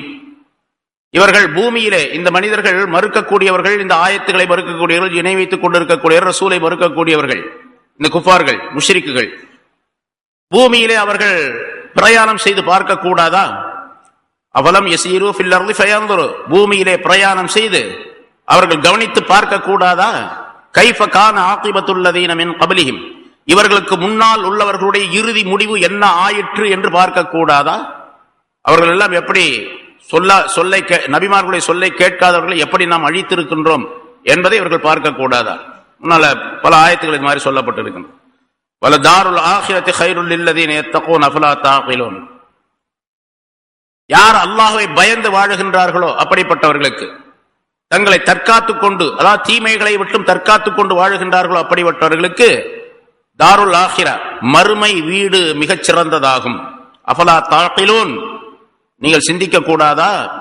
உங்களுக்கு அறிவு கொடுக்கப்பட்ட அறிவால் விளங்கக்கூடாதா என்று அல்லாஹ் தஆலா கேட்கின்றான். இது உலகத்திலே இருக்கக்கூடிய நேரத்தில் அல்லாஹ்வை பயந்து, அல்லாஹ்வுடைய சட்டங்களை பயந்து வாழக்கூடிய மக்கள், அவர்களுக்கு ஆகிரத்து தான் சிறந்த, மறுமை வீடு தான் சிறந்தது என்பதை உணர வேண்டும், தெரிய வேண்டும் என்பதாக. யார் மறுமை வீடு சிறந்தது என்பதாக தேர்ந்தெடுத்துக் கொண்டு தங்களை ஆக்கிக் கொள்ளுகின்றார்களோ அவர்கள் தான் உண்மையிலே அறிவாளிகள் என்பதையும் அஃபலா தஅகிலூன் என்ற வாசகத்தின் மூலமாக அல்லாஹ் தஆலா தெரியப்படுத்துகின்றார். ஆக ஆகிரத்துடைய வாழ்க்கை, ஆகிரத்துடைய அந்த வீடு இருக்கின்றது, அதுதான் சிறந்தது என்பதை எண்ணி பார்த்து மூமின்கள் சிந்தித்து வாழ வேண்டும் என்பதையும் அல்லாஹ் தஆலா தெரியப்படுத்துகின்றார். ரசூல்மார்கள், அல்லாஹ் தஆலாவுடைய தூதர்கள், நபிமார்கள் இந்த செய்திகளை எல்லாம் மக்களுக்கு சொல்லிக் கொண்டிருந்த நேரத்திலே முன்னால் இருந்து பல தூதர்கள், பல நபிமார்கள் சொல்லி சொல்லி மக்களுக்கு சொல்லி சொல்லி கடைசியாக அவர்கள் அலுத்து போவாங்க. எவ்வளவு காலம் சொல்லியாச்சு, கேட்கவே மாட்டேங்கிறாங்க. ரசூலுல்லாஹி ஸல்லல்லாஹு அலைஹி வஸல்லம் அவர்களை தவிர மீதி உள்ள மற்ற நபிமார்கள் எல்லாம் வரலாற்றிலே, குர்ஆனுடைய வரலாறுகளில் நாம் பார்க்கின்றோம், கடைசி நேரத்தில் யா அல்லாஹ் நான் சொல்லி சொல்லி பார்த்தேன், கேட்கவே இல்லை, இவங்களை ஏதாச்சும் ஒரு வழி பண்ணிடு. நூஹ் அலைஹிஸ்ஸலாம் கேட்டாங்க, ஹூத் அலைஹிஸ்ஸலாம் கேட்டாங்க, சாலிஹ் அலைஹிஸ்ஸலாம் கேட்டாங்க என்றெல்லாம் வரலாறு சொல்லப்பட்டிருக்கு. முன்னால கேட்டு கேட்டு கடைசியில முடியல, நம்பிக்கை இழந்து போய் கடைசியில அவர்களை அழிவுக்குரியவர்களாக அல்லாஹ் தஆலா ஆக்கிடுவார். அந்த விஷயத்தை அல்லாஹ் தஆலா யூசுப் அலைஹிஸ்ஸலாம் சம்பந்தமாக சொல்லிவிட்டு ரசூலுல்லாஹி ஸல்லல்லாஹு அலைஹி வஸல்லம் அவர்களுக்கு ஆறுதல் சொல்லும் முகமாகவும் அல்லாஹ் தஆலா எப்படி இந்த நபிமார்களை நடத்துகின்றான் என்பதற்கு விளக்கமாகவும் இந்த ஆயத்தை, அடுத்த ஆயத்தை அல்லாஹ் தஆலா சொல்லு. ஹத்தா, முடிவாக, இதஸ்தை அஸ்ஸர் ருசுலு, தூதர்கள் அந்த மக்கள் ஈமான் கொள்ள மாட்டார்கள் என்று நம்பிக்கை இழந்த பொழுது, இதஸ்தை அஸ்ஸர் ருசுலு, தூதர்கள் நம்பிக்கை இழந்த பொழுது, வல்லன்னு அன்னஹும் கத் குதிபு, இன்னும் இந்த தூதர்கள் பொய்ப்பிக்கப்பட்டு விட்டார்கள் என்று அவர்கள் உறுதியாக நம்பிய பொழுது, ஜாஅஹும் நஸ்ருனா, நம்முடைய உதவி அந்த ரசூல்மார்களுக்கு வந்தது, ஃபனுஜ்ஜிய மன் நஷா, நாம் நாடியவரை நாம் காப்பாற்றினோம் என்று அல்லாஹ் தஆலா சொல்லுகின்றார். முதல்ல சில ஆயத்துக்களை எப்படி சொல்லுவா, இந்த மாதிரி ரசூல்மார்கள் நம்பிக்கை இழந்த பொழுது, இவர்கள் எல்லாம் இந்த நபிமார்களை பொய்யாக்கி வைத்த பொழுது, யார் பொய்யாக்கி வைத்தார்களோ அவர்களை நாம் அழித்தோம் அப்படின்னு சொல்லுவான். அவர்களை அழித்தோம் அப்படின்னு சொன்னா என்ன அர்த்தம்? யார் எந்த நபி இருந்தாரோ அந்த நபியையும் நபியை சார்ந்தவர்களையும் காப்பாற்றினோம் என்ற அர்த்தம். அந்த காப்பாற்றினோம் என்பதை அல்லாஹ் தஆலா இங்கே சொல்லுகின்றார். எதிர்மறையை விட்டு நேர்மறை வாசகத்தை, விஷயத்தை அல்லாஹ் தஆலா இங்கே சொல்லி காட்டுகின்றார். ஜாஅஹும் நஸ்ருனா, ரசூல்மார்கள் நம்பிக்கை இழந்த பொழுது, இவர்கள் ஈமான் கொள்ள மாட்டார்கள் இனிமேல் என்று நம்பிக்கை இல்லை. அதே மாதிரி வன்னு அன்னஹும் கத் குதிபு, இந்த ரசூல்மார்கள் பொய்யாக்கப்பட்டு விட்டார்கள் என்பதை அவர்கள் உறுதி கொண்ட பொழுது, ஜாஅஹும் நஸ்ருனா, நம்முடைய உதவி அவர்களுக்கு வந்தது, தூதர்களுக்கு வந்தது, ஃபனுஜ்ஜிய மன் நஷா, நாம் விரும்பியவரை நாடியவரை நாம் காப்பாற்றினோம் என்றும் அல்லாஹ் தஆலா சொல்லுகின்றார். ஆக தூதர்களை காப்பாற்றி மற்றவர்களை அழித்தான் என்பது பொருள். வலா யுரத்து பஅசுனா அனில் கௌமில் முஜ்ரிமீன், நம்முடைய தண்டனை குற்றவாளிகளான கூட்டத்தாரை விட்டும் திருப்பப்பட மாட்டார். தண்டனை வந்துருச்சுன்னு சொன்னா அந்த நேரத்துல என்ன கதறினாலும் சரி அது இதாக சத்தம் போட்டானா இல்லையா, செங்கடலில் மூழ்கடிக்கப்படக்கூடிய அந்த நேரத்திலே நான் பனு இஸ்ரவேலர்கள் ஈமான் கொள்ளக்கூடிய அந்த ஒருவனை நானும் ஈமான் கொள்ளுகின்றேன், இப்பொழுது என்ன காப்பாத்து அப்படின்னு சத்தம் போட்டான். முடியல. கடைசி நேரத்தில் சத்தம் போட்டு பிரயோஜனம் இல்லை, ஈமான் கொள்வதாக சொல்லி பலன் இல்லை. கடைசி நேரத்தில் அல்லாஹ் தஆலா தண்டனை வந்துடும். வலா யுரத்து, அந்த நேரத்தில் அந்த தண்டனை அவர்களை விட்டும் திருப்பப்பட மாட்டாது. அது வலா யுரத்து பஅஸ்னா அனில் கௌமில் முஜ்ரிமீன், குற்றவாளிகளான கூட்டத்தை விட்டும் நம்முடைய தண்டனை திருப்பப்பட மாட்டாது. எல்லா செய்திகளையும் சொல்லி முடிச்சினா சூரா யூசுஃப் அல்லாஹ் தஆலா. அடுத்து அல்லாஹ் தஆலா ஒரு விஷயத்தை சொல்றார், லகத் கான ஃபீ கஸஸிஹிம் இப்ரத்துன் லிஉலில் அல்பாப். இவர்களுடைய சம்பவங்களிலே, இவருடைய வரலாறுகளிலே அறிவுடையவர்களுக்கு படிப்பினை இருக்கின்றது திட்டமாக என்று அல்லாஹ் குறிப்பிடுகின்றார். இவர்களுடைய வரலாறுகளிலே அப்படின்னா யூசுப் அலைஹிஸ்ஸலாம் அவர்களுடைய வரலாறிலே, அதே மாதிரி அவருடைய யூசுப் அலைஹிஸ்ஸலாம் அவருடைய சகோதரர்கள் யாக்கூப் அலைஹிஸ்ஸலாம் இவருடைய வரலாறிலே, அல்லது பொதுவாக நபிமார்களுடைய வரலாறிலே யார் அல்லாஹ் தஆலா வரலாற்றிலே சொல்லி காட்டுகின்றான் அவர்களுடைய வரலாறிலே, பொதுவாக யார் ஃபீ கஸஸிஹிம் அப்படின்னு மட்டும் சொன்னா அல்லாஹ் தஆலா அவர்களுடைய வரலாற்றிலே, வரலாறுகளிலே யார வேணாலும் வச்சுக்கலாம், நபிமார்கள் நல்லடியார்கள். அதே மாதிரி இங்கே யூசுப் அலைஹிஸ்ஸலாம் அவர்களை பற்றி சொல்லி இருக்க காரணத்தால் சூரா யூசுஃபிலே சொல்லப்பட்ட இவர்களுடைய வரலாற்றிலே இப்ரத்துல் லிஉலில் அல்பாப், அறிவுடையவர்களுக்கு படிப்பினை இருக்கின்றது என்பதாக குறிப்பிடுகின்றான். கொஞ்சம் சிந்திச்சு பார்த்தோம் சொன்னா நம்முடைய வாழ்க்கைக்கு தேவையான பல நூற்றுக்கணக்கான செய்திகளை இடையிடையே உங்களுக்கு சொல்லி இருக்கிறோம். அந்த செய்திகளை படிப்பினைகளை நாம் பெற்றுக்கொள்ள முடியும் என்று அல்லாஹ் குறிப்பிடுகின்றான். மாகான ஹதீஸன் யுஃப்தரா. பிறகு அடுத்து இந்த குர்ஆனை பற்றி ஒரு விஷயத்தை சொல்லி முடிக்கின்றான். மாகான, இந்த குர்ஆன் என்பது கிடையாது, ஹதீஸன் யுஃப்தரா, கற்பனை செய்யப்பட்ட ஒரு விஷயமாக செய்தியாக இல்லை, கற்பனை செய்யப்பட்ட செய்தி அல்ல. அதாவது அவங்க சொன்னாங்க இல்லையா, இது முஹம்மது ஸல்லல்லாஹு அலைஹி வஸல்லம் அவர்கள் தானாக கற்பனை செய்து சொல்லக்கூடிய விஷயம், அல்லது இது இன்ஹுவ இல்லா அசாத்தீருல் அவ்வலீன், இது முன்னோர்களுடைய கட்டுக்கதையை தவிர வேறு இல்லை அப்படின்னு சொன்னாங்க. முன்னால ஒரு விஷயம் சொல்லப்பட்டது, இவர் இந்த மக்கால ஒருத்தர் இருக்காரு, மதீனாவில் ஒருத்தர் இருக்காரு, யமன் நாட்டில் ஒரு ஆள் இருக்காரு, அவர்கிட்ட போய் கேட்டுக்கிட்டு வந்து இவர் சொல்றாரு அப்படின்லாம் சொன்னாங்க. யமன் நாட்டில் ஒரு ஆள் ரஹ்மான் இருக்காரு, அவர்கிட்ட தான் போய் கேட்கிறாங்க அப்படின்னு சொன்னாரு. மக்கால ஒரு ஆள் இருக்காரு, அவர்கிட்ட தான் போய் கேட்டு வர்றாரு அப்படின்னு சொன்னாங்க. ரசூலுல்லாஹி ஸல்லல்லாஹு அலைஹி வஸல்லம் எங்கேயாவது பிரச்சாரத்துக்கு போனாங்கன்னா அந்த இடத்துல போய் கொஞ்ச நேரம் பேசிட்டு இருந்தாங்கன்னா அவர்கிட்ட ஏதோ கேட்டு வந்தார் போல இங்க வந்து சொல்றாரு அப்படிம்பாங்க. இப்படி எல்லாம் சொல்லிட்டு இருந்தாங்க.